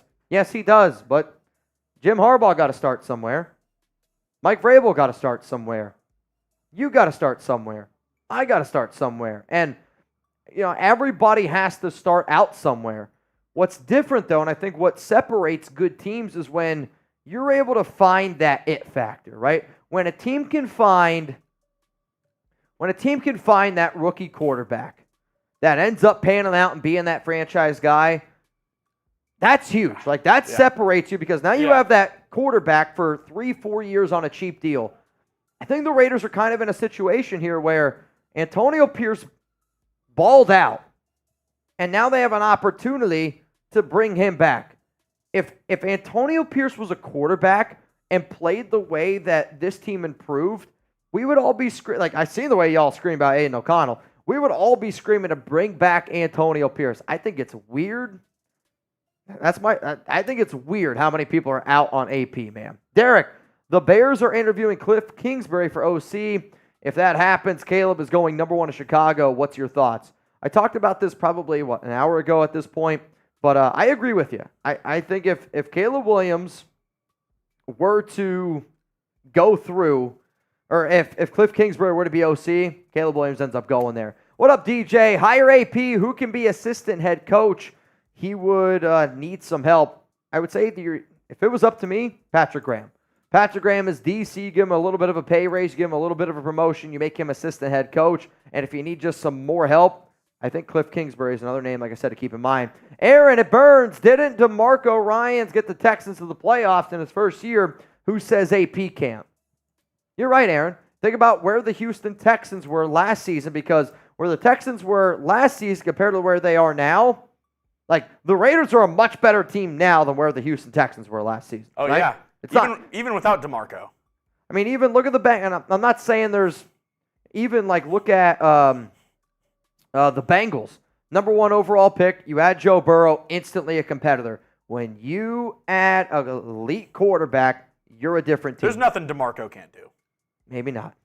Scheffler, what's up, brother? I don't know why Raider fans don't want to hawk the future. Most teams got their franchise quarterback either moved up or were lucky enough to have a top 3 pick. Maybe you're lucky and get one somewhere doubtful. I'll say this.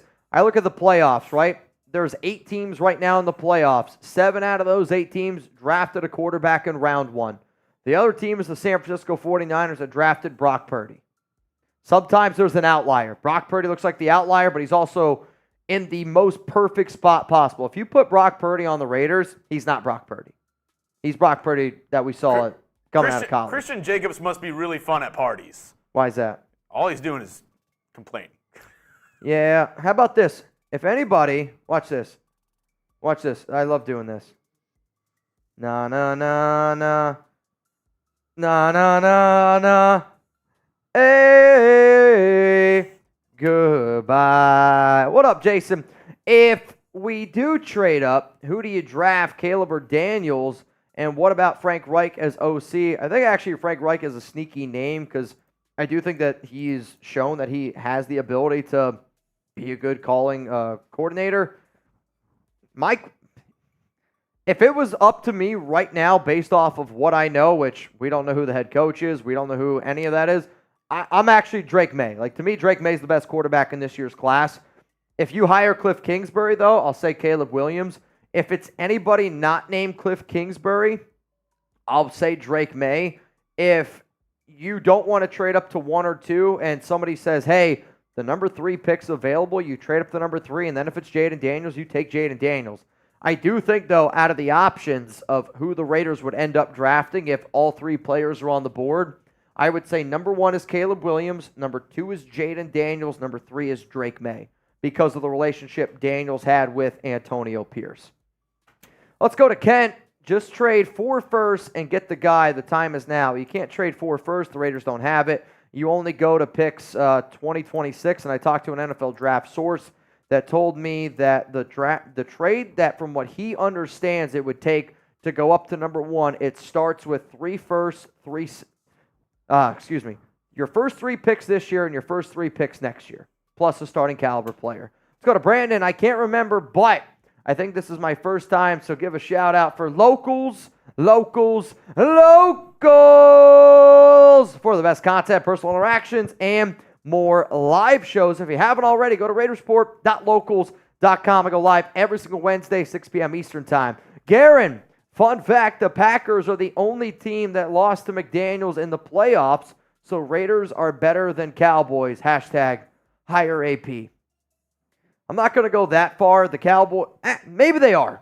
Maybe every NFL team is better than the Cowboys in the playoffs. I agree with that statement. Maybe every NFL team is better than the Cowboys in the playoffs, but I hear you. Davis needs to sell the team if he Fs this up, AP hire. I agree. I said it yesterday. I was screaming from the rooftops. If the Raiders don't go with Antonio Pierce, I think that's going to lose Mark Davis a lot of money. He's actually better off selling the team. He'll make more money in the long run if he sells the team, if he doesn't hire Antonio Pierce. Suicide. What if they are talking to Vrabel because PG, thinking about taking a head coaching job elsewhere, will be downgrade? Like, if you told me Mike Vrabel at DC or Patrick Graham, I'll still take Patrick Graham based off of what I saw last season. If you told me, though, Antonio Pierce at head coach, Mike Vrabel at DC, I'd be okay with that. Like, if I could find a defense that could play and rally the way that Mike Vrabel coaches, awesome. My question to you, though, is, like, what job is Patrick Graham going to get? Because I actually don't think that Patrick gets a head coaching job. Like, Seattle's going to hire Dan Quinn because they're going to end up sticking with Mike McCarthy. What other position, what other team legitimately hires Patrick Graham? Because I don't see why Graham would go to another DC job. He's going to stick here with the Raiders. He'll make more money with Las Vegas based off taxes alone, and his resume grows if it stays with the Raiders. Let's go to Marcos. Mitchell Renz for owner, F. Mark. If I had the money, Marcos, I'd love to be able to do it. Steel Cage. I'm not going to say this unless the Raiders don't hire Antonio Pierce, and if they were to go with, like if the Raiders said no to AP and hire Leslie Frazier, I'm going to be screaming F. Mark Davis from the flipping roof. You ready to have a little bit of fun? I'm ready to have a little bit of fun. Who wants to see the very first duck race on today's show? Also, Amy, you in. Also, Scott Eckert, you in. My dad, in. And then Scott Eckert, again, you in. So remember, y'all, $10 Venmo at Mitchell Renz 365 for a chance to get in and win a little bit of money. All right, Jeremy, I'm ready to have a little bit of fun here. You ready to have a little bit of fun? Let's do it. All right, coming up right now, we're going to tell you who's going to win the Texans and Ravens game. It's the AFC divisional round. Houston Texans at the Baltimore Ravens. Texans got a big-time win over the Browns. Ravens got the bye at the 1 seed. I got a question, though. Who you got? If you're going to go with the Houston Texans, I want you to type T. If you're going to go with the number 1 seed, the Baltimore Ravens and Lamar Jackson, I want you to type R. I'm not going to tell you who's going to win. We're going to leave it up to the hands of the Ducks. So here we go. The game's getting ready, and the game is officially getting kicked off here. The Houston Texans get the ball to start this one. They got the early lead over the Baltimore Ravens, but it looks like at the end of the first quarter, this one is tied up at 7-7. Now the Ravens, they got the ball. They're going to take a little bit of the lead here over the Houston Texans, and they're starting to extend their lead. Ravens got the lead here at halftime. Ravens still holding on to that lead. We're into the third quarter, middle of the third quarter. Is C.J. Stroud going to be able to bring them back, or is Baltimore going to come away with a win? I don't know. Lead now. Ravens up by a touchdown heading into the fourth quarter, but wait. C.J. Stroud. Yeah, Texans get a dub over the Baltimore Ravens to advance to the AFC Championship. Who you got? Texans, Ravens. You're feeling pretty good. Hey, the Texans won against the Browns in the duck race last week. We saw what happened. An absolute shit pumping. The duck race was 3 wins, 3 losses last week. I'm just basing it off what happened with the Texans. 3 wins, 3 losses. We started out hot. We were 3-1. The Monday killed us. The world was our oyster going into Sunday. Yeah, Monday, because of the rescheduling. Yeah. Who you got? Type T for Texans, type R for Ravens. No, don't try to make me feel better. Honest opinion. Gun to your head. Who wins this game? Gun to my head? Yes. Who wins this game? Yes. Unbiased. You're not trying to make me feel good. Hear me out here. Hear me out. You picked the wrong team. You Hear die. me out. If that's the case, I'm going to go with Baltimore. However, though, I hate you so much. I always worry. I hate you so much. End stream. What I do think that, again, I like when teams play. Lamar Jackson hasn't played in 2 weeks, right? And when you're playing at this high of a level, I don't care what you do, you get rusty. And it's not like the Ravens have been, and it's not like Lamar Jackson's been a good postseason team, right? They haven't been a good postseason team. You just took care of Joe Flacco. Guess who he used to play for?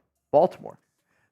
2 weeks, though, the Ravens legitimately haven't played their starters. Got a bye week, got the rest up.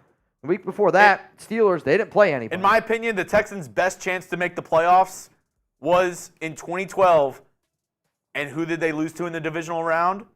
The Baltimore Ravens. They lost 20-13. Little revenge. 20-13, capped off in the fourth quarter by an Ed Reed pick. Could they be coming full circle 12 years later? Monkey off the back. Throw that ass in a circle. Anthony Green, Throw that ass you in in. a circ. Tuna, you in. Tuna, you in. Patrick B, you in. Patrick B, What you are in. they in for? They are in for our 50-50 raffle. So if you just enjoyed that duck race, we're going to do another duck race at the very, very end of today's show for a little bit of money. Whatever 25 times 10, that's 250 divided by 2, 125. Winner gets $125. 10 to get in, winner gets 125. The other Stephen A, love it. Could Davis be working out contract details and whatnot, and then simultaneously announce the GM and head coaching? This isn't rocket science. Could that be happening? Yes, it could be happening. From what I understand, that's not happening, right? Like, I think I will admit the fact that Vrabel took a interview or scheduled an interview gave me a little bit more confidence today. And if you didn't hear it, yes, Mike Vrabel is going to be interviewing, so it's going to be something to look at. We see JR65. Anthony said he should be in 3 times for it, right? Yep. Correct? Okay. Anthony Green in 3 times. I just don't trust Mark Davis, which is why I'm nervous. Like, that's literally the biggest answer here. If PG leaves, what about Ron Rivera as DC and AP as head coach?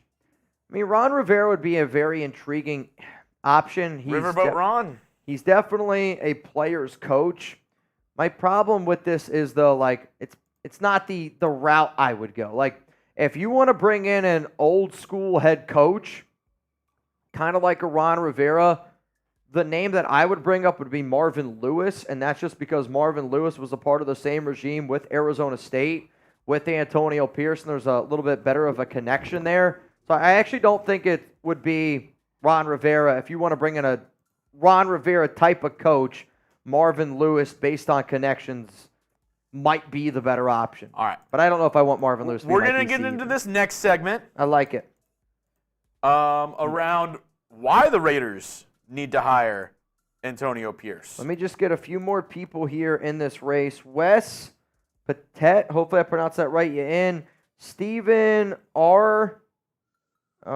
Stephen ARSL Arslane. I'm going to say that. Stephen Arslane in, and then Justine Gonzalez. David Zahn says, what about Wink? Wink Martindale? Oh, Wink's another if you're trying to replace Patrick Graham and not change too much about your defense, Wink Martindale from the Giants is kind of a good name to keep in mind. Okay, so now we got 29 people that are in, which means winner gets $145. All right, we got 1,100 people, and we got a $100 super chat earlier from Ira Jackson, and I said once we get to 1,000 likes, I would do a boot. So we're 200 likes away from a boot. Don't let Ira down. Don't let Ira Jackson down. All right, Jeremy, are you ready to get this thing up and running? I'm ready. Jeremy says he's ready. Sponsors game time. Okay, here we go. 3, 2, let's get it. Raider Nation, what's going on? It's Mitchell Renz here, host of the Raiders Report. Coming up, if you know someone that doesn't want the Las Vegas Raiders to hire Antonio Pierce, I want you to send them this video. I am so confident that AP is the right man for the job, and I need the nation to all be on board. I don't want to fight anymore. I'm done of the bickering, the yelling on social media, arguing about this guy and this guy. At the end of the day, I just want commitment to excellence. I just want to win, baby, and I want the Raiders to get back to the ultimate goal, commitment to excellence and hoisting that Lombardi trophy. So here's my pledge. I promise by the end of this video, you're going to be more confident in the Raiders hiring Antonio Pierce if you already weren't on that board. So here's my thing. If you know somebody out there that's not sold on AP, I want you to share this video on Twitter or X, whatever you want to call it, Instagram, Facebook, tag me at MitchellRentz365 and send it to them. I want the word to get out there. I want people to know that the nation want to hire AP. I want Mark Davis to know that we want to hire AP. We have a platform. We have the ability to give our perception. We have the ability to have our voices be heard. One Raider fan is loud. Thousands of Raider fans is deafening. So let's get it going. So remember, y'all, we are here on the Raider Report by Chat Sports. And coming up on today's show is why I am so confident and why I need the Raiders fans out there to believe in AP if you don't already believe in him. First reason is this. The defense improved and was elite. Like, if I'm going to look at a head coach, if I'm going to look at a head coach like AP, who's a defensive-minded guy, I'm going to look at the defensive side of the football. With Antonio Pierce and Patrick Graham, the Raiders allowed 16.0 points per game, which over that time span, so from week 9 till the end of the season, was number 1 in the National Football League. The Las Vegas Raiders entering the season spent the second least amount of money on defense this year. So you're telling me that not only the Raiders not spend on free agency, did they not only spend on money, their head coach got fired, and the defense finished the season as the number 1 defense in the NFL? Yes, that's exactly what I'm telling you. But I got hit with this on social media. Don't hit me with, Mitch, they played a bunch of backup quarterbacks. Breaking news.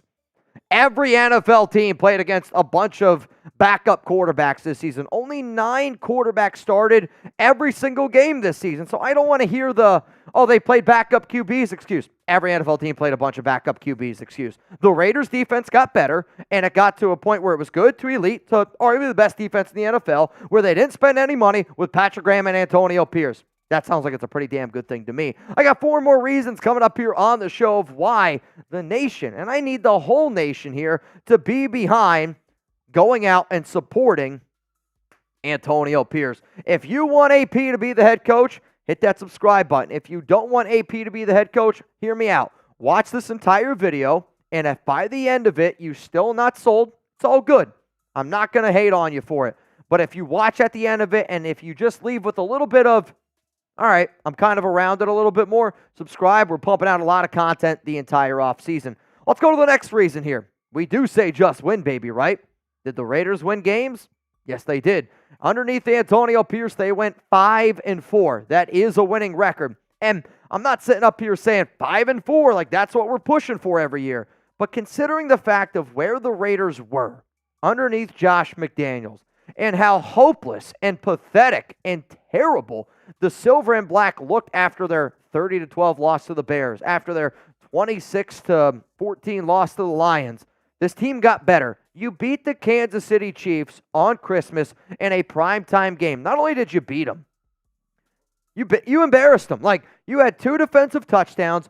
It's the worst game, arguably, of Patrick Mahomes' career. And in my book, if I'm going to hire a head coach, guess what I want? I want a head coach that I know can beat Patrick Mahomes. Well, he's already shown it. I want a head coach that can defeat the teams in my division. 3-1 against the AFC West, right?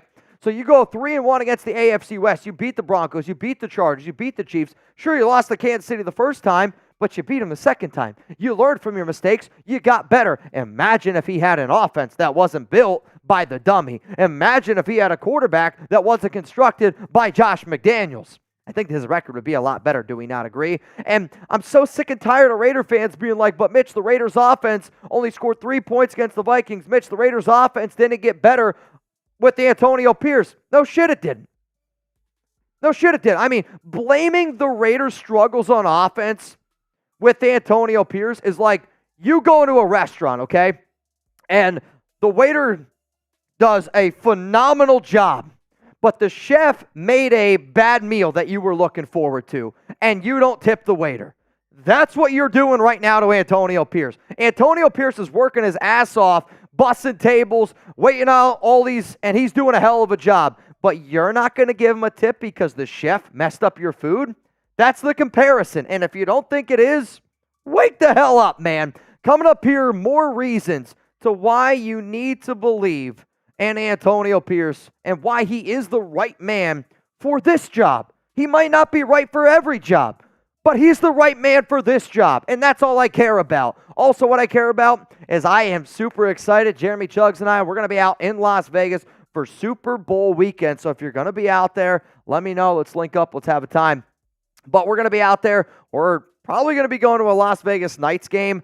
My bottom line is this. I know that we're going to be out to Vegas. Chuggs and I have already started looking at events. We've already started looking at concerts, comedy. Tom Segura is going to be out there that weekend. We're going to be finding things to do, and if you know that you're planning a trip, well, how about this? Download the Game Time app right now. Use code RaidersChat for $20 off. Obviously, terms apply. Create an account, redeem code RaidersChat for $20 off. Download Game Time today for last-minute tickets, lowest price guaranteed. And the reason why I love this is because when I go to Vegas, I don't try to plan out too much. To me, I look at it as I'm going to go to Vegas. I'm going to try to have a good time. I know I'm going to be there during the weekend. I'm pretty sure my dad's going to be there the weekend as well, so we're going to go out. We're going to have a little bit of fun. Might go to an event. Maybe we go to the Sphere. Maybe we go to a comedy event. You want to go to something that's under $50. I don't know about you. I like saving money. Whether you want to go to a lacrosse game, a college basketball game, a minor league hockey game, I think that's what it's called. Bottom line is Game Time has tons of deals out there for you to be able to occupy yourself and occupy the people that you're with. But the reason why I love Game Time the most is it's an app designed to help you save money and create memories. Sign me up for that every single day of the week, 365, 366 this year. So one more time here, that link's going to be available to y'all down in the comments and down in the description of today's show. Download the Game Time app. Use code RaidersChat for $20 off. Last-minute tickets, lowest price guaranteed. Let's go to the next thing here. The team showed discipline. Not only did the Raiders play a high-level caliber of defense, but they were a disciplined football team, a team that showed you on and off the field. They listened to Antonio Pierce. The Raiders were the least penalized team in the National Football League. 75 penalties the entire season. 2 out of the 9 games that AP coached, the Raiders had 0 penalties. The Las Vegas Raiders, underneath Antonio Pierce, were just the 7th team since 1960 to have 2 games in the regular season with 0 penalties. My point is this. I think good head coaches do certain things. And 2 out of the 9 games, the Raiders did something that only 7 teams have done since 1960. The last time that a team did it was, guess who? The 2013 New England Patriots. So they had some pretty good teams last time I checked. But the other thing is this. Josh McDaniels blew 5 leads of 10+. Why? Certain coaches trend in certain ways. Other coaches trend in other ways. For an interim head coach to get the amount of respect that he is getting in that locker room without even being the head coach yet, imagine when he is the head coach. That's a disciplined football team, and it's because a lot of the things that Pierce is preaching and the players are listening. When he talks, players listen. Let's go to the last one here. Not last one, one of the last ones. Players believe in him, and whether you like to think that or not, players believing in a head coach is important. Guys are going to show up on Sunday, and if you don't have players that show up on Sunday, then honestly, they don't even deserve to be in the NFL. But I want dudes that are Max Crosby that show up on Wednesday, Thursday, Friday, first guy in, last guy to leave mentality. Guess what? I have talked to multiple players, and the amount of participation and the amount of extra work ethic that went in on off days during the team practices when Antonio Pierce took over, it was very, very noticeable. If Max Crosby is willing to say that he is okay with the idea of being traded if the Raiders don't keep AP, that should be screaming from the rooftops, holy shit, we got to hire Antonio Pierce. For Devontae Adams to say that he wants to keep AP, and, this is not a normal situation. You brought in a cancer, Josh McDaniels. You brought in a cancer the Patriot way with the Raiders. I mean, it's like trying to force a vegan to try to eat nothing but cheeseburgers the rest of their life. That's what Mark Davis did. Well, guess what? I'm not going to go that route anymore. You have to stay on course. You have to keep Antonio Pierce because this team dealt with all the bullshit that you put them through the last 2 years. You can't have them go down that path. You had a God complex guy in Josh McDaniels that thought everything he said was right. And I'm telling you what, I don't care if you're a professional athlete. I don't care if you're a millionaire. If every day you walk into work, every day you walk into your profession, something that you feel like that you are very passionate about, and you know that the guy that's in charge doesn't give a shit about anything that you say, how do you get motivated to play for that guy? The players want AP, and the fact that players are reaching out to reporters like a Hondo Carpenter, the fact that players are reaching out to content creators like Raff, myself, Wasted. I've seen text, I've seen messages. The players want Antonio Pierce, and the reason why I'm okay with it in this situation is because of what happened with Josh McDaniels. If it was a brand new situation where Josh McDaniels wasn't such a cancer and players were speaking up the way that they were, I'd be like, well, let's pull up the brakes here a little bit. But because of what happened, this is the reaction to it. The Raiders do not want Mark to make the wrong decision, and they're so confident in AP, that's why they're doing what they're doing. I got one more reason here of why the Raiders need to hire AP and why, if you're a fan out there that's not sold on the idea of hashtag hire AP, I need you to listen up right now. You got Kansas City Chiefs up against the Buffalo Bills. I'm going to be live. Chugs and I, we're going to be live here on the Raiders Report. Make sure you subscribe. Make sure you got those notifications turned on. The giveaways, the deals, the fun that we're going to have for this game, I promise you, you're not going to want to miss it. Let's go to the last one here. He's the most proven. And this is the one that's probably going to upset the most people out there that are screaming Jim Harbaugh. For the people out there that are screaming for Mike Vrabel. For anybody that's screaming Antonio Pierce. Because the only reason that I can wrap my mind around why somebody doesn't want AP is because his resume isn't like a lot of these other coaches. So I'm going to give you this quote right here. And I want you to really think about this quote.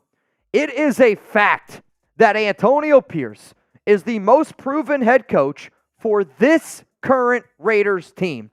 Every single coach at one point was not experienced enough for the job. So were all of you.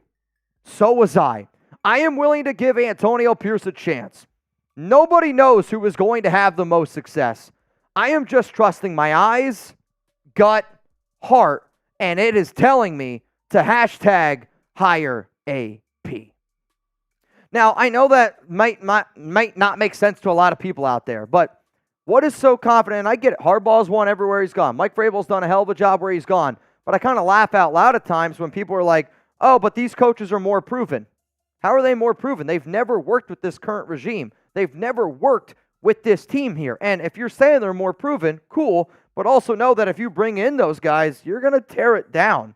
And then you're going to build something totally, totally new. Like Antonio Pierce with this current team proved to you last year that he was able to build a Super Bowl caliber defense where you weren't spending any money with a team that was first started by Josh McDaniels and an offense that was started by Josh McDaniels. I mean, what if, crazy idea, we let him bring in his own guy?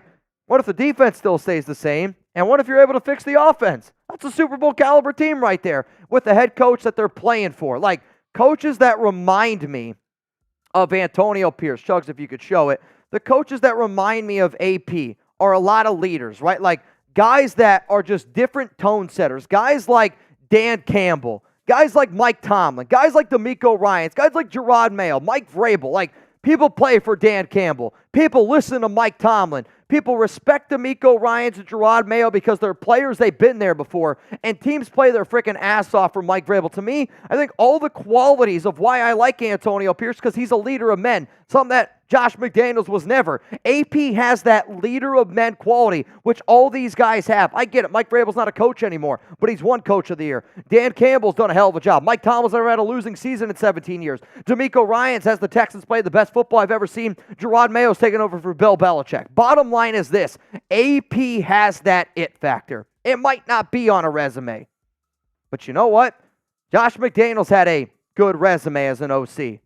I want to bet on a guy that when I look at him, motivates me. And if he motivates me and he motivates the nation the way that he does, guess what he's doing to the players? He's motivating them as well. So here's how I'm going to end this show. Hire AP. Woo! Who's going to win the Super Bowl, Chugs? We are also 120 likes away from our very first boot on today's show. I got to switch into one more jersey, and then... All good. I'm just fighting with Cody in the comments, so. Who? Is he gone? No, he's still here. He said, anybody can make a quote, Mitch. Cool job. And I said, you do one. Yeah. And he gave a shitty quote, so I told him. Pretty bad. What was it? Cody said Jim Harbaugh is Jim Harbaugh, but AP could be anything. He could even be Jim Harbaugh. That just doesn't make sense. That sounds like he's going for the Peter Griffin. It could be anything. It could be a boat bit, but he wasn't good enough to get the job. So, unfortunately, Cody, I would stick to not doing quotes. It doesn't seem like it's your thing.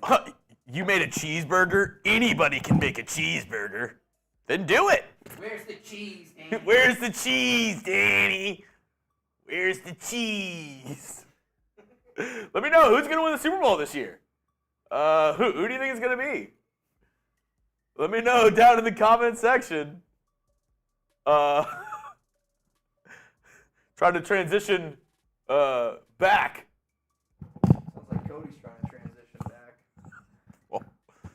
Glad they didn't hear you on that one. Yep, I said it for a reason. Who's going to win the Super Bowl? Let me know down below. Down below. Oh, What? What do you got? oh my God. I don't know if your new diet allows that. But Wow. Oh, Dude, those are like your Dude. favorites. Marshall knows how to get me going. Yep. And he also bought me gummy bears. That's, dude. Shout out to Really? him, man. All right, I see how Loco says the Lions. Sienna's going to go with the Bills. Esco, Ravens, Kevin, Lamar. Seeing some Ravens in there. Unknown Kansas boy. Higher AP. Houston versus Green Bay. Book it. That would be interesting. Yeah, Kevin, I think Cody's a Chargers fan too. Cody takes shots with a straw. Cody shits with his legs crossed. Oh, man, that's funny. All right, y'all, we got over 100 people, or 100, over 1,000 people here in the building. Another duck race?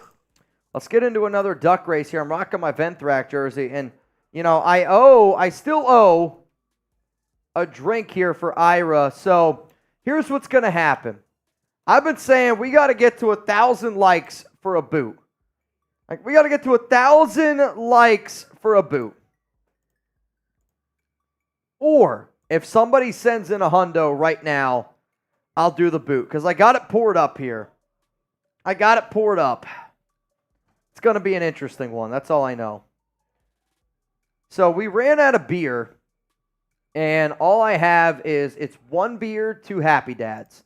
So, it's going to be kind of a weird looking boot. I'm not going to lie. I'm a little bit intimidated by this. Is that oh, Yeah, it's... I thought it was frozen on the top. No, I poured it before the show started just because I was like, probably a chance I'm going to have to do a boot today. We're going to do this duck race real quick. Okay. And if we get to 1,000 likes when we get back. And then if we get to 1,000, I'll do the boot. Also remember, $10 Venmo at Mitchell Renz 365 for you to get in our duck race at the end of the show for a chance to win money. Right now, I haven't refreshed my phone, so we have even more than this. $10 Venmo for a chance to win more than $150. Jeremy, you ready? Let's do it. NFC divisional round, Green Bay Packers who just beat, how about them Cowboys, up against the San Francisco 49ers who are coming off a bye week. What I got to know, though, who you got. If you're going to go with the Green Bay Packers, type those P's. If you're going to roll with the Niners, I want you to type 4, though. I think if you're rolling for the Niners, you probably screen bang, bang, Niner gang. So who's going to win this upcoming race? If it's going to be the Green Bay Packers, P, Niners, 4, let's get this one going. Out to an early lead here. It's the Packers. And I'll tell you what, the Packers and Jordan Love in this first quarter of action here are really, really getting this one going. It might even get a few people a little bit too excited. Packers, I think, are up 14 points here. Packers up by about 14 to get this game going. Now they're up about 17 at halftime. The Green Bay Packers up 17 at halftime. The Niners are starting to make a little bit of a comeback here. The lead's down to 10. The lead's down to 7. Entering the fourth quarter, Green Bay's up only a field goal. The Niners come back. They take the lead. Now Green Bay takes back the lead in the fourth quarter. Are they going to have enough juice? The Packers, what a game. Get the win over the 49ers. Looks like Brock Purdy couldn't quite get it done. Oh, man, Packers, Niners. That one was electric. Now, I want to know who you guys got. Sorry, we were in a cut. Huh? No, you're good. I mean, yeah, Sam ruining our cuts, great for business. My mind's telling me the Niners. But my body, You can't tease me like that. telling me Packers. Yeah, I'm not going to lie. Watching Rich Bisaccia say, how about them Cowboys, fired me up.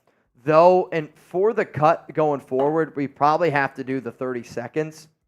Unless you think, because I can only do a minute on YouTube short.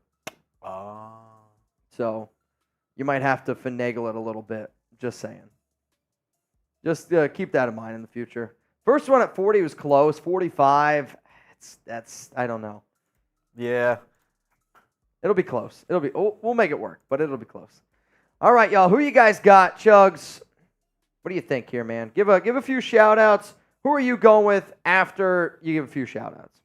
Let's see. 4s from M. Garcia. Luis says Packers. King Javier says 4. Go Pat, go from Sienna. Edgar Gons, you in?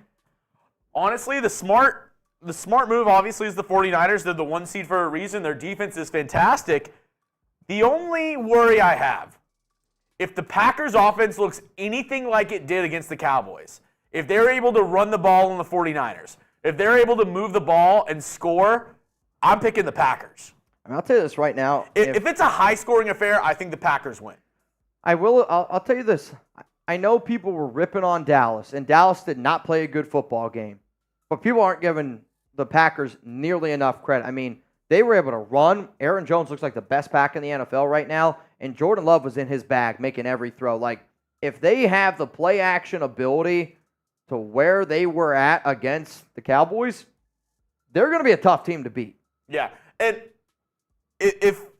which obviously the 49ers, better overall pass rush in my opinion, but still, Micah Parsons, DeMarcus Lawrence, that Cowboys defensive line, not really able to get after Jordan Love. Had time to make a lot of great throws. So, yeah.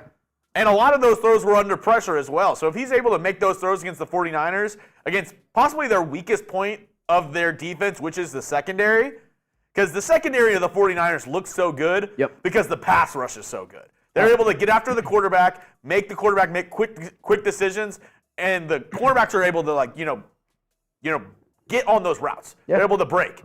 But if Jordan Love has time and those wide receivers are able to run around, and something that I found interesting with the Packers offense is they don't really have a number 1 guy. They have like 3 receivers that are all good. Yep. Christian Watson, Dobbs. What? I thought he just spilt his food on the floor, but he's good. No, I agree with you. They don't have that star-studded player, which you don't really have like that. You don't have that Devontae Adams to go to on third down. They have 2 good tight ends. I mean, all I'm saying is if you're an NFC North team over the next 5 years, you're probably really upset that the Packers look so good. I mean, a lot of people in this office said the Packers weren't going to look good this year. And if you're in the NFC North, you should be scared. This Packers team looks legit. They do. All they do is draft good quarterbacks in Green Bay. It's kind of annoying, man. Yeah. All right, I got to tell some people who are in. Edgar Gonzalez, you in. I'm sorry, Petey.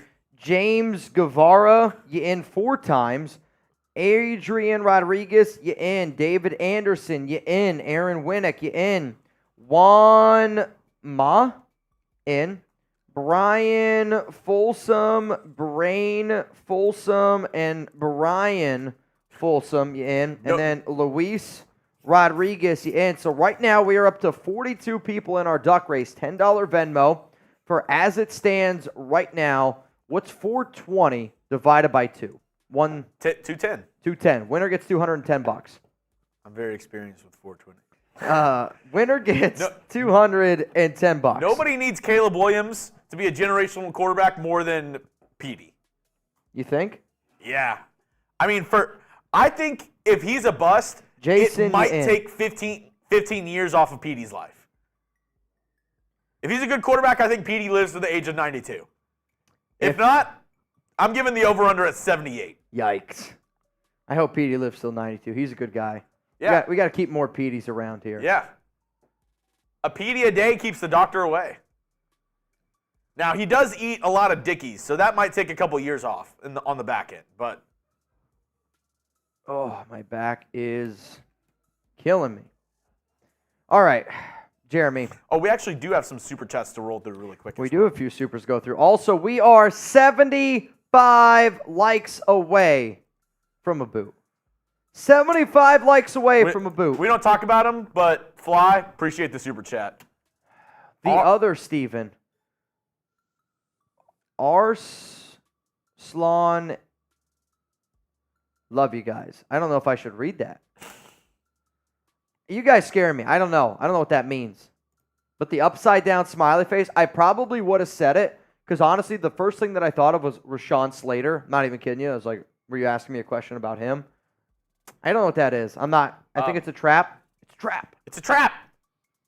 Josh, AP will be the next great coach. Believe it. Hashtag hire AP. P. I think so, man. I have a strong belief in Antonio Pierce. I think people that watch this show long enough know I don't just say things just to say things. Like, I was very clear that when I didn't want Derek Carr anymore, I think I got that one right. I said from the jump, didn't want Josh McDaniels. I think we got that one right. Like, I don't just say things to spread narrative. I say my honest opinion. And the way that we do this show, hell, I told y'all that my AIM screen name was Babe Magnet Renz. Why? Because the only way that you gain actual confidence, or not, the only way that you gain credibility with the audience that watches you, that your friends that talk to you, is honesty. Like, does anybody have that friend out there, acquaintance, where everything that they say, you're just like, I don't believe anything this guy says, right? Yeah.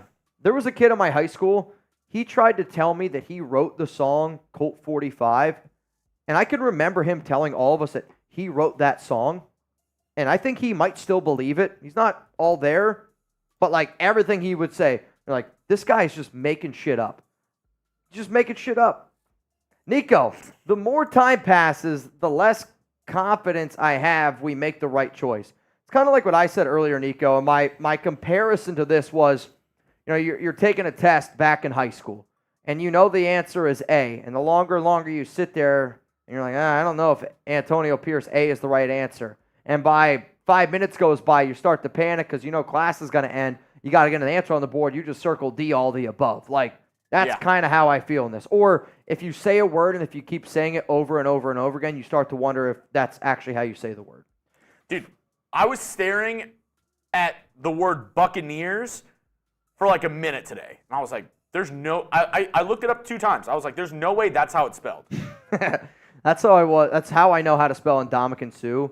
Because the first time I tried to spell Indomitian, I'm like, there's just no possible way somebody would make their child spell that. And yes, they did.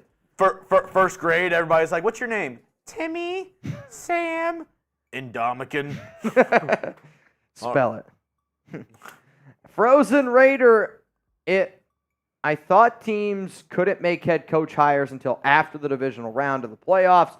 Only GM hires, excluding Patriots, believe CBS said that. I think it depends on certain rules based off of like certain hiring processes. But my point is only GM hires. And like that's the only thing that I'm upset about right now. Like the Raiders haven't hired a GM. However, though, there are certain things. The Raiders can hire Antonio Pierce now. It has to do something with the Rooney Rule, and it has something to do with, I think, in-person interviews. I don't want to sit up here and tell the wrong answers, but it has something to do along the lines of that. From what I understand, from what I have been told, because the Raiders have satisfied the Rooney Rule, they can hire a GM and they can hire a head coach right now. Let's go to the other Steven. It's how to pronounce my last name. Arslanian. Oh. Because I only know you here as the other Stephen A. But it's the same picture, which, Stephen, that's on me. Stephen Arslanian. That makes more sense. Honestly, Stephen, I've had people say Chupa. I saw it the other day on my Twitter. I'm not getting caught in that again. Chupa me. What is it? Chupa ma. I'm not gonna say it. It was something like that. I don't remember what it was, but we said it like 5-6 times over and over Somebody again. asked me to sing a happy birthday to Chupa. That's what it was. Mm-hmm. Yep. Chupa. I don't remember what the hell it was. I remember. I'm just not gonna say it. Oh, you do? I already got memed about it. All right. Fair enough. Not again. Fair enough. I vowed after that day. Not again. All right. Let me refresh my phone here. Let's see how many more people here in this duck race. Luis Rodriguez, the last one, and then Jason Dean Hunter, you in. So 43 people are in. All right, y'all, I got one more segment coming up here on the Raiders Report, and we are about, 60 likes away from a boot. 60 likes away from a boot. I think we can get there. I think so. I think we can get there. All right, so what this is going to be, going to be a little bit of a different style show than I've done in the past. Hope you all enjoy it. But I'm going to be sitting down here with Antonio Pierce coming up right now. Coming up here on the Raiders Report, my Raiders 10-step plan for a perfect offseason with Antonio Pierce as head coach. My dream would be able to sit down with AP, to sit down with Mark Davis, to sit down with all the decision makers of the Las Vegas and Raiders and say, you know what, Mitch, we've watched your YouTube show. You've done a good job. Now help us put together the perfect off season. Here's one of my goals, though, for this upcoming week. By the end of the day, we all just want to just win, baby, right? Like, the reason why I think a lot of y'all tune into the show, don't get me wrong, we have a good time, we chop it up, we answer questions, we do a few beer bongs, but I think the reason why people watch this show is to learn one or two things, because I don't know about you, that's all I care about. I want to learn a few things every day, and I want to have a good time with the nation, right? So at the end of the day, we all just want to win, baby. I got a goal. I want to get to 161,000 subscribers by the time the Bills and the Chiefs game gets underway. So if you want to help me out with this, hit that subscribe button, turn on those notifications if you appreciate what Chugs and I bring on a daily basis, because it ain't slowing down even though it's the off season. Hit that subscribe button. Believe it or not, it's the biggest thank you can ever give me. All right, so let's go through this 10-step plan for my perfect off season with Antonio Pierce. First thing you got to do, you got to keep Patrick Graham as your defensive coordinator. I have said it once, I have said it twice, I have said it 1,000 times.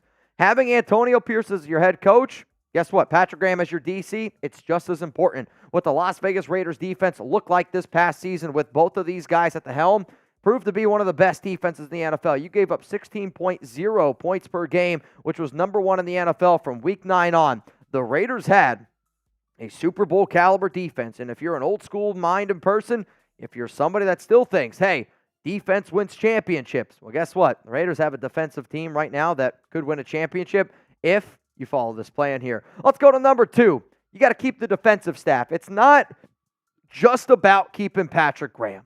You got to keep a guy like Rob Leonard. You got to keep a guy like Jason Simmons. I want to keep together this entire staff. Like, if Max Crosby and Devontae Adams are going to scream, hey, let's keep AP.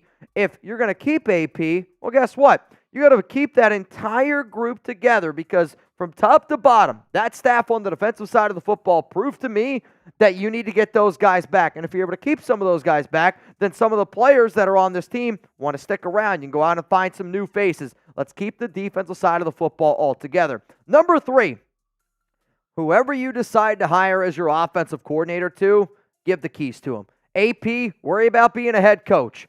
AP, worry about helping out Patrick Graham with the defensive side of the football, but make sure that the OC that you bring in has the ability, has the capability to run the entire offense. Like, you're going to let them do their thing. They're going to call plays. They're the man in charge. That's what you need to be able to do. And to me, there are 4 candidates right now as it stands that I think would be good OC hires for the Raiders with Antonio Pierce. Cliff Kingsbury, the quarterback coach for USC. Maybe go out and you get a guy like Caleb Williams. Clint Kubiak, pass game coordinator from San Francisco. Got a lot of good coaching ties. Got a nice little family tree there. I think Jaden Daniels would be an interesting option for him. Zach Robinson, the pass game coordinator. The more and more coaches that you see come from the Sean McVay tree, guess what? They prove to be pretty damn good coaches, so let's get him as our pass game coordinator. And then Shane Waldron, the OC for Seattle. They're going to bring in a new head coach. I don't think they're going to end up keeping Shane. He's also somebody that's been with the Raiders organization, has ties to Mark Davis. I believe that these are your 4 candidates to be the best OC with Antonio Pierce. That's the important thing with Antonio Pierce. Number 4 here, trade up for a quarterback plan. Like, to me, you got to make a plan right now. You put that plan out there on the table and say, hey, I'm either going to trade up for Drake May. Hey, I'm either going to trade up for Jaden Daniels. Hey, I'm either going to trade up for Caleb Williams. And you put that plan out on the table. What does that plan probably mean? It probably means if you want to go up to number 1, you're going to give up your 3 picks this year, your 3 picks next year, and maybe a starting caliber player. If you want to go up for pick number 2, well, then guess what? You got to be willing to give up 3 picks this year, let's say 2 picks next year. You want to go up and get Jaden Daniels? Well, hey, you have to already put in plan the amount of money, the amount of draft picks that you're going to allocate to that quarterback. But if it was up to me, the Raiders would trade up for one of these 3 players. So what does that also mean? No Justin Fields, no Russell Wilson. I'm building my team with a young quarterback that I can get in the draft. So my question here to all of y'all is this, and this is going to be the pinned comment on today's show.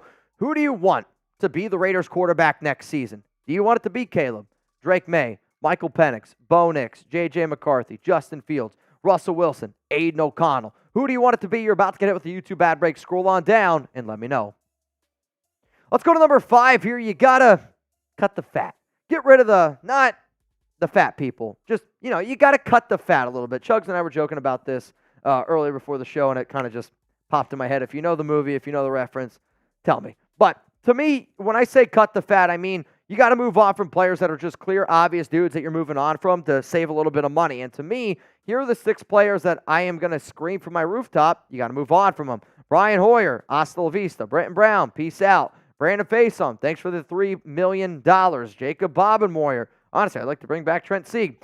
Jimmy Garoppolo, post-June 1st, you saved $13 million. Hunter Renfrow, post-June 1st. If you cut all of these players this offseason, the Raiders add an extra $30 million to their salary cap. Right now, as it stands, the Raiders have about 50.7 overall in salary cap, and because Renfrow and Jimmy Garoppolo are post-June 1st, you can spend a little bit more money now, then don't have to worry about paying your draft capital, your picks, because you're going to be able to pay them after June 1st because you're going to get an extra $30 million to play around with. Speaking of play around, it's probably not where you thought I was going to go here, right? Shout out to today's sponsor, PrizePicks. And anytime you want to play around with our sponsor, go to prizepicks.com/CLNS and make sure that you use code CLNS for a first-time deposit match up to $100. There's a reason why we talk about them all the time. They're the #1 daily fantasy sports app out there, and I want the nation to try them. We don't just put sponsors on this show just for the hell of it. We put sponsors on this show to actually help you guys out, whether it's to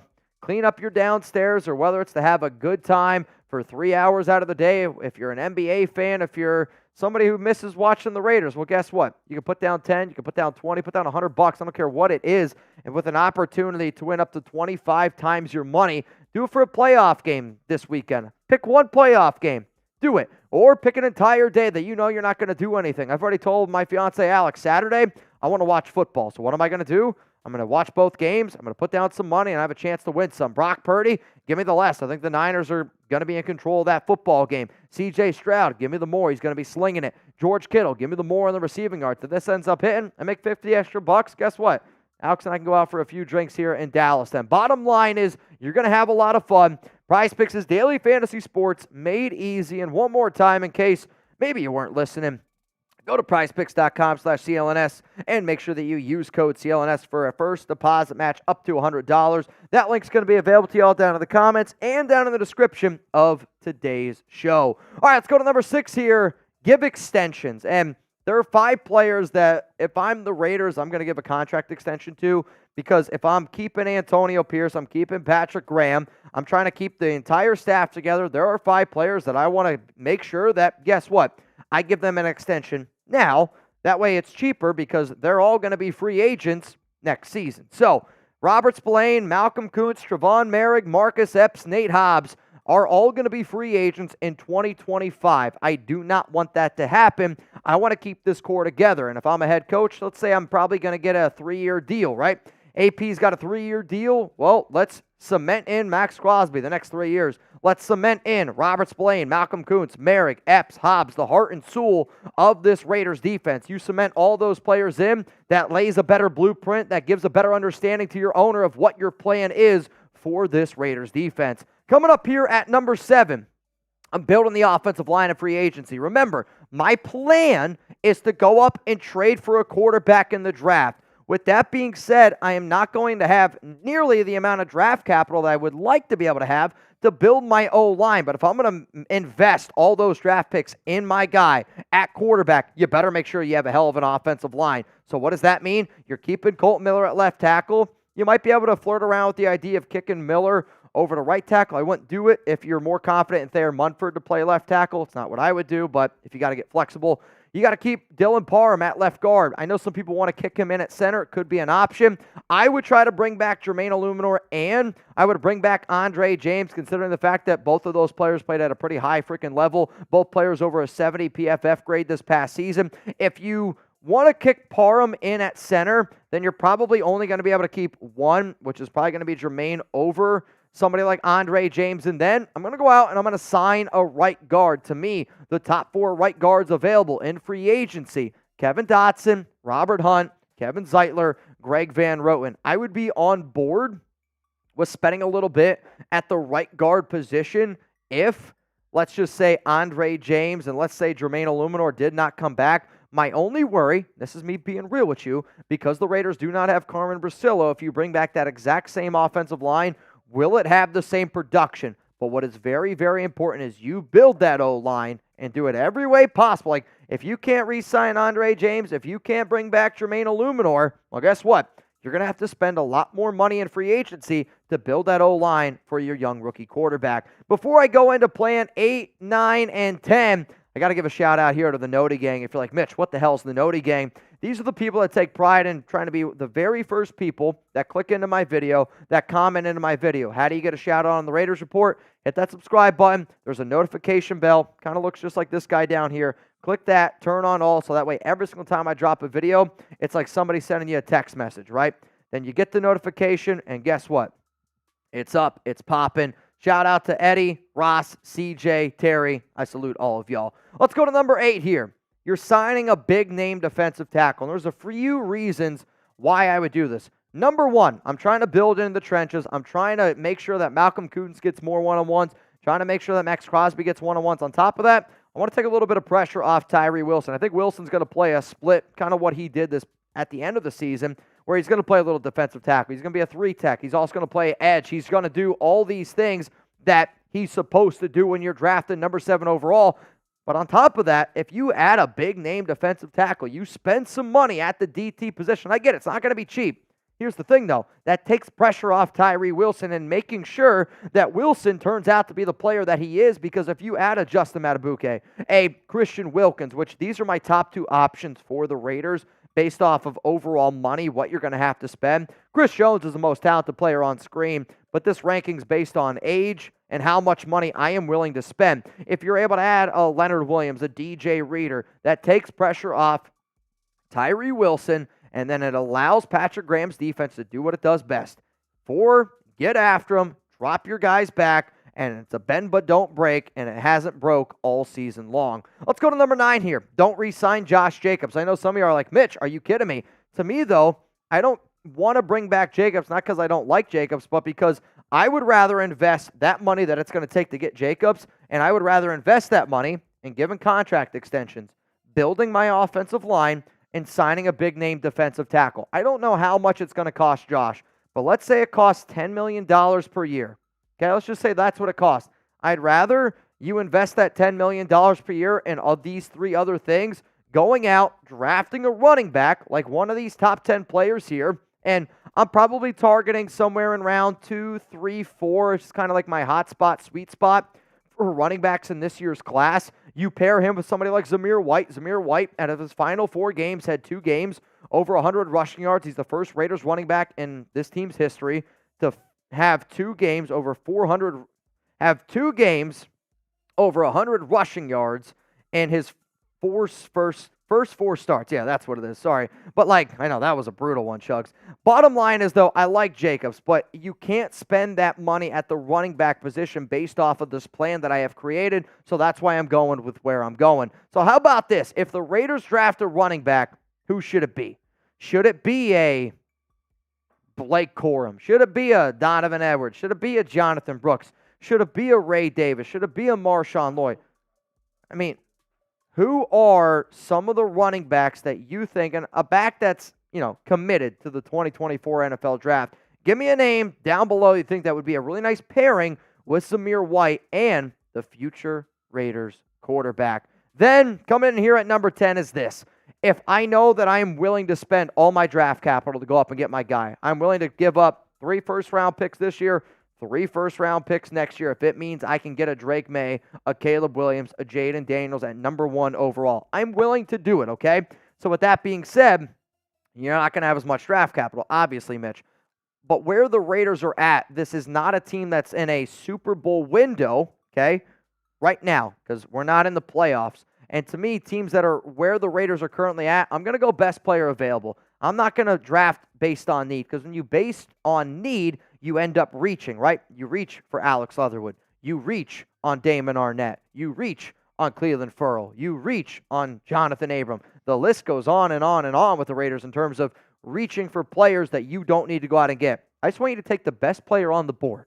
Take the best guy, build some depth, and build a hell of a roster around the franchise quarterback that you just traded up for. So one more time here is my perfect offseason with Antonio Pierce at head coach. You keep Patrick Graham as your defensive coordinator. You keep the entire staff together. Give whatever OC that you end up bringing in, give him the keys to the car. Let him come up with a plan to trade up for a quarterback in the 2024 NFL Draft. Just make sure that he's getting Drake May, Caleb Williams, or Jaden Daniels. You got to cut your fat. Move on from Hunter Renfrow. Move on from Jimmy Garoppolo. Those two players, if you designate post-June 1st, that saves $30 million alone. Then give extensions to some of those core guys on defense. Malcolm Kuntz, Nate Hobbs, Trevon Merrick, Marcus Epps, Robert Spillane. Build the O-line. You got to build it for your young rookie quarterback. Sign a big-name defensive tackle to help out Max Crosby, help out Malcolm, help out Tyree Wilson, take a little bit of pressure off him.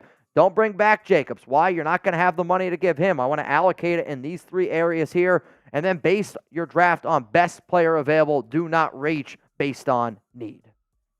For those that do not know, we will be live for the AFC divisional round game here. Chiefs, Bills, make sure you're subscribed. Make sure you pull up here to the Raiders Report. We're going to have one hell of a time, and hopefully you're ready to party with Chugs and I. And my, oh my, hopefully the Buffalo Bills can get a win over Kansas City. Because to me, the team that I'm rooting for in the AFC, it's the Bills. The second team, Houston. All I care about, as long as the Niners, as long as the Chiefs aren't in the Super Bowl. All right, y'all, who do you want to be the Raiders quarterback next season? What are you looking at me like that for? You all right? Let's come in and talk to Chucky. Talking Chugs? Not me. Okay. Also, guys, we are 7 likes away. 7 likes away from a boot. Are we going to get there? We're 20 likes away from a booth. A booth? May I ask what that is? How about this? If we get there, you got to do it. If you tell me what it is. It's consuming beer through your other mouth. It kind of looks like this.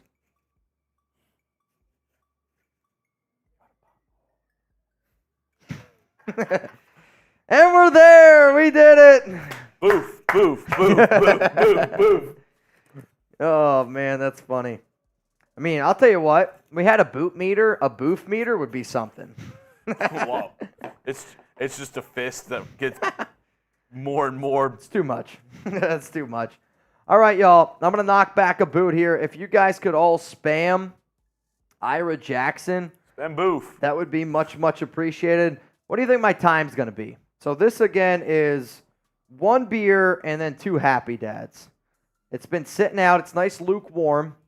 I poured this 3 hours ago. So it's like room temperature. I think I'm going to have a good time on this one, honestly. I feel pretty confident. What do you guys think? What do you think? What do you think? Shout out to Ira. Chugs, can you give a few seconds here? Yeah. All right. Give a few shout outs. I'm taking down this boot. We got a few more races, then a Venmo 50-50 one, and then we're going to skedaddle. All right. All right, here we go. Here we go. Shout out to Jesse, Darth Fatass, Ryan DeKing, Sienna Cauley, Sumting Wong, Taino Raider, Ira Jackson, Blue Richards. Let's see. Who else do we have in the chat? We have Petey. We have Marshy. We have Rolly. Caleb. Wow. Good job. I feel like when I watch you do a boot, it psychs me out. Yeah. Are we good in here? We're great. Are you all right? Did you figure out the DoorDash sitch? Yeah, you're just chasing your card and he told us not to use his card, so I got yelled at. Oh, The community could figure that out because he needs a budget when he goes to the Super Bowl. got it. Pull that card. Oh. Oh, yeah. If only there was some way to extend his budget. All right, man. Wild. That's out of my pay grade. All right, y'all. Oh, boy. That one hurt a little bit. I'm not going to lie. All right, Chuggy Bull. I'm going to refresh my phone. I'm going to see how many people here. I actually messaged Chase Marshall. I told him that you told me that you're going to do it. Oh, boy. All right. We have some super chats to roll. No, we don't. Do we? Oh, yeah, we do. Wait. No, we don't. No, we don't. Yeah, I think we're all cut up. All right. Last chance to get in the 50-50 raffle. Last chance to get in. $10 Venmo at Mitchell Renz 365. Winner right now would get Chicken dinner. 215. Oh. What? Said winner was going to get a chicken dinner. Oh. Or you can get a chicken dinner from Los Pollos Hermanos. The Chicken Brothers. Yep, there you go. $10 Venmo at Mitchell Renz 365 to get in. Chugs, we got 2 more duck race games, though. We got 2 more. What? Yeah. So they are... What are the races we haven't done yet? The Boosies at the Lions. Yep. And then one more. Mm-hmm. Is that Bills Chiefs is the last one? Yes, sir. All right. I like it. I like it. Decon MMA. Here's the thing. If Chugs and I could rig the races, we would win every time. And you can also tell Brandon. I promise you this. The amount of times Brandon has raced, I would have rigged 1 or 2 for Brandon. I mean, talk to Nico. Nico hasn't won in 2 months. Since I've seen Nico, which was week 10, he has not won. That's an honest statement. Let's go to one of my favorite names, Aggressive Master Raider. Mark is spineless and is too easily manipulated with people in his ear. He needs to sell the team. He's causing my hair to go gray. I guess which hair, based off your name. I think good owners it's okay if you let people make decisions for you. Like, if I'm Mark Davis, I hire a group of people to be able to put together and say, okay, like, this is my team that can make the right choices. What can't happen, though, is, like we were mentioning, he's got every player, team, everybody's telling him to hire AP, and there's one guy, I get it, it's Tom Brady, is telling him to go a different direction. You know, you got to listen to the group, right? It's a democracy. It should be a democracy. It should be. I know he's the owner. He can still make whatever choice he wants. It's his team. But I don't think good organizations run on dictatorship. Run on listening to everything one person says. You put the tater in dictator. It has never worked in the history of mankind. All right. Petey? Our historian has it? I don't know. Vince Rhodey. What a name. You in. No, I'm gonna need your help after And this. then Jack Hossel in. Why? We need to label the Chick-fil-A sauces, or they're gonna get thrown away. I can't tell if you're serious. Yes. There's no way that's real. Check HQ. I'm not. All right, here we go. I'm not looking. I refuse. Wow, that's wild. All right. Every single one, write an M on it. You got it. You got it. Okay. What's this game that we're about to do? We're about to do one duck race here. Lions, Bucks. All right, I like it. All right, here we go. Here we go. Lions, Bucks. Let's get it going. NFC divisional round. Buccaneers at the Detroit Lions. Tampa Bay embarrassed the Philadelphia Eagles. Detroit Lions won a nail-biter against the Rams. So, who you got? If you're going to go with the Buccaneers, I want you to type B. If you're going to roll with the Detroit Lions, then type those L's down below. Here we go. Bucks, Lions. Let's get this game underway here. Start the game early. It looks like Tampa Bay's got an early lead, but you know what? Detroit's defense now takes a little bit of a lead. They got a 2-point lead. Now they got a 3-point lead. I don't know how that happens in football, but hey, here we go. Halftime. The Lions up by a touchdown. But I've watched a lot of these duck races. You can't sleep on Baker Mayfield. You can't sleep on Mike Evans. Lions with the lead in the fourth quarter. But watch out for Tampa. The Bucks taking the lead, and it looks like the Tampa Bay Buccaneers get the dub over the Detroit Lions. Money not well spent there, Reetma. All right, man. The Lions lose to the Tampa Bay Buccaneers, which means we have one more game to get to. And it's the game that Chugs and I are going to be live for here on the Raiders Report. It's going to be the game that Chugs and I are live for here on the Raiders Report. I'm excited for this one. Also, let me just message somebody real quick here. I'll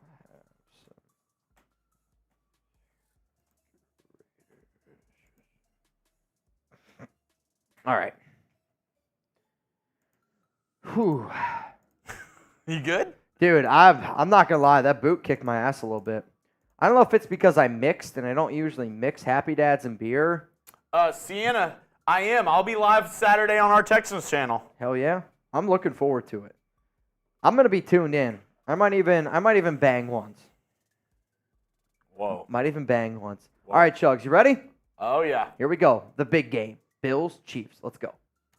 AFC divisional round. Kansas City Chiefs on the road in Buffalo. Patrick Mahomes' first ever playoff road game. I got to know who you got. If you're going to roll with Kansas City, type C for Chiefs. If you're going to roll with the Buffalo Bills, type B for Bills. Josh Allen, Patrick Mahomes. Let's get this game going. Wow, what a duck.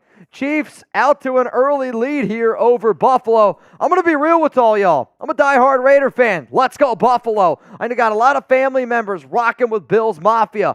In at halftime, Josh Allen and the Bills have a lead. Are they going to have enough, though, to hold off Kansas City? I'm getting a little bit nervous here. Kansas City's got the lead in the fourth quarter. Can Buffalo bring it back?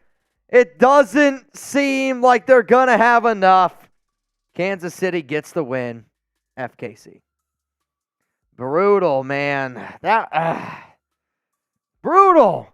I hope the Ducks are wrong. I'm not going to lie. I hope the Ducks are severely wrong this week.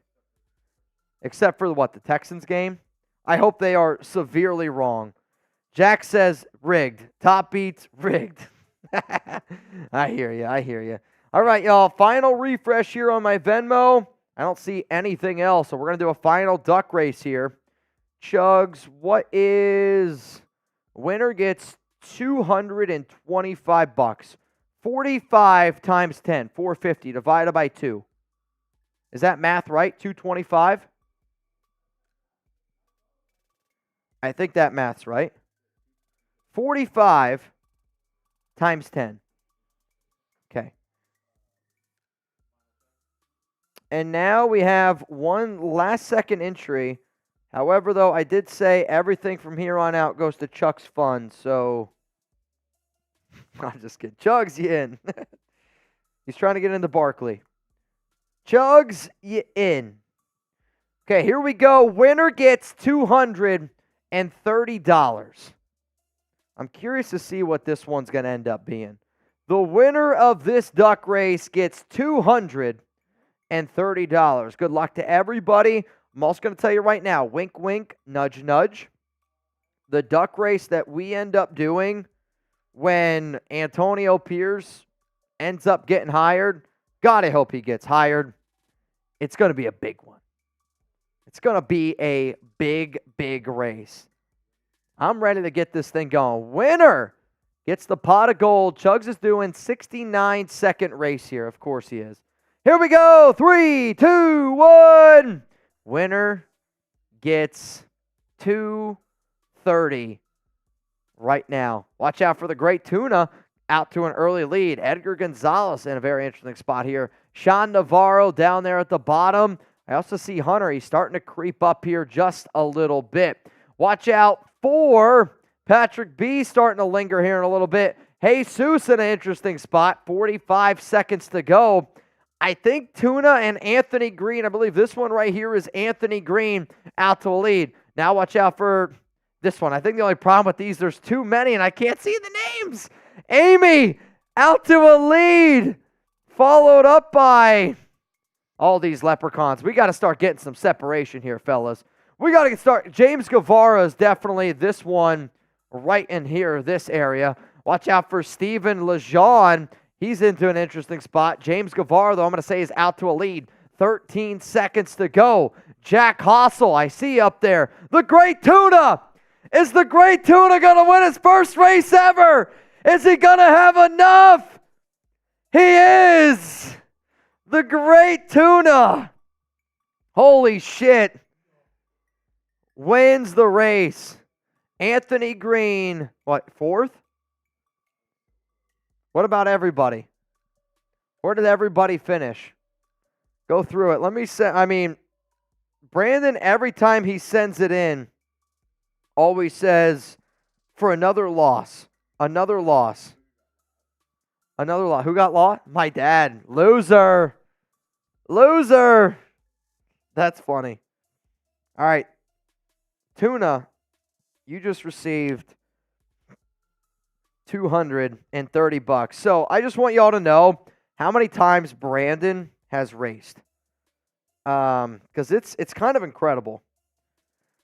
All right, here we go. 1, 2, 3, 4, 5, 6, 7, 8, 9, 10, 11, 12, 13, 14, 15, 16, 17, 18, 19, 20, 21, 22, 23, 24, 25, 26, 27, 28, 29, 30, 31, 32, 6,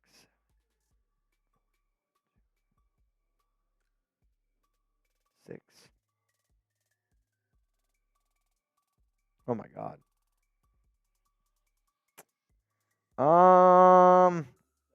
I'm not. It's over 100.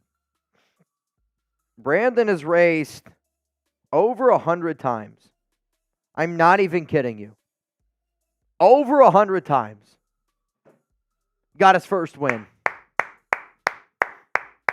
Shout out to Mount Raider Moore, Brandon Jasper. Which that means, y'all, I want y'all to have an amazing weekend. Obviously, if the Las Vegas Raiders, if they hire a GM, maybe they're just not even going to hire a GM or head coach at this point. I don't know what the wait is. We will be live here on the Raiders Report, so make sure you're tuned in. If they don't hire a GM or head coach tomorrow, today, or Saturday, then the next time that you're going to see Chugs and I together is going to be Chiefs at Bills. Here on the Raiders Report, we're going to get the game started an hour before kickoff. And if anybody wants to go support Jeremy over on Texans, he's also going to be doing a watch party over there. He's going to get that one started probably, an hour before kickoff as well. Hour before kickoff as well on our Texans channel. So from me, from Jeremy Chugs, shout out to all of y'all out there. Hope you have an amazing, amazing day. Hope you have an amazing weekend. And I'm going to end it with this. Hire AP. Closing time. Open all the doors and let you out into the world. Closing time. Turn on all the lights on every boy and every girl. Closing time. One last call for alcohol, so finish your whiskey or beer. Closing time. You don't have to go home, but you can't stay here. 'Cause I know who I want to take me home. I know who I want to take me home. I know who I want to take me home. Take me home. Peace out, guys. Hire AP. I love y'all. I'm going to end it on this.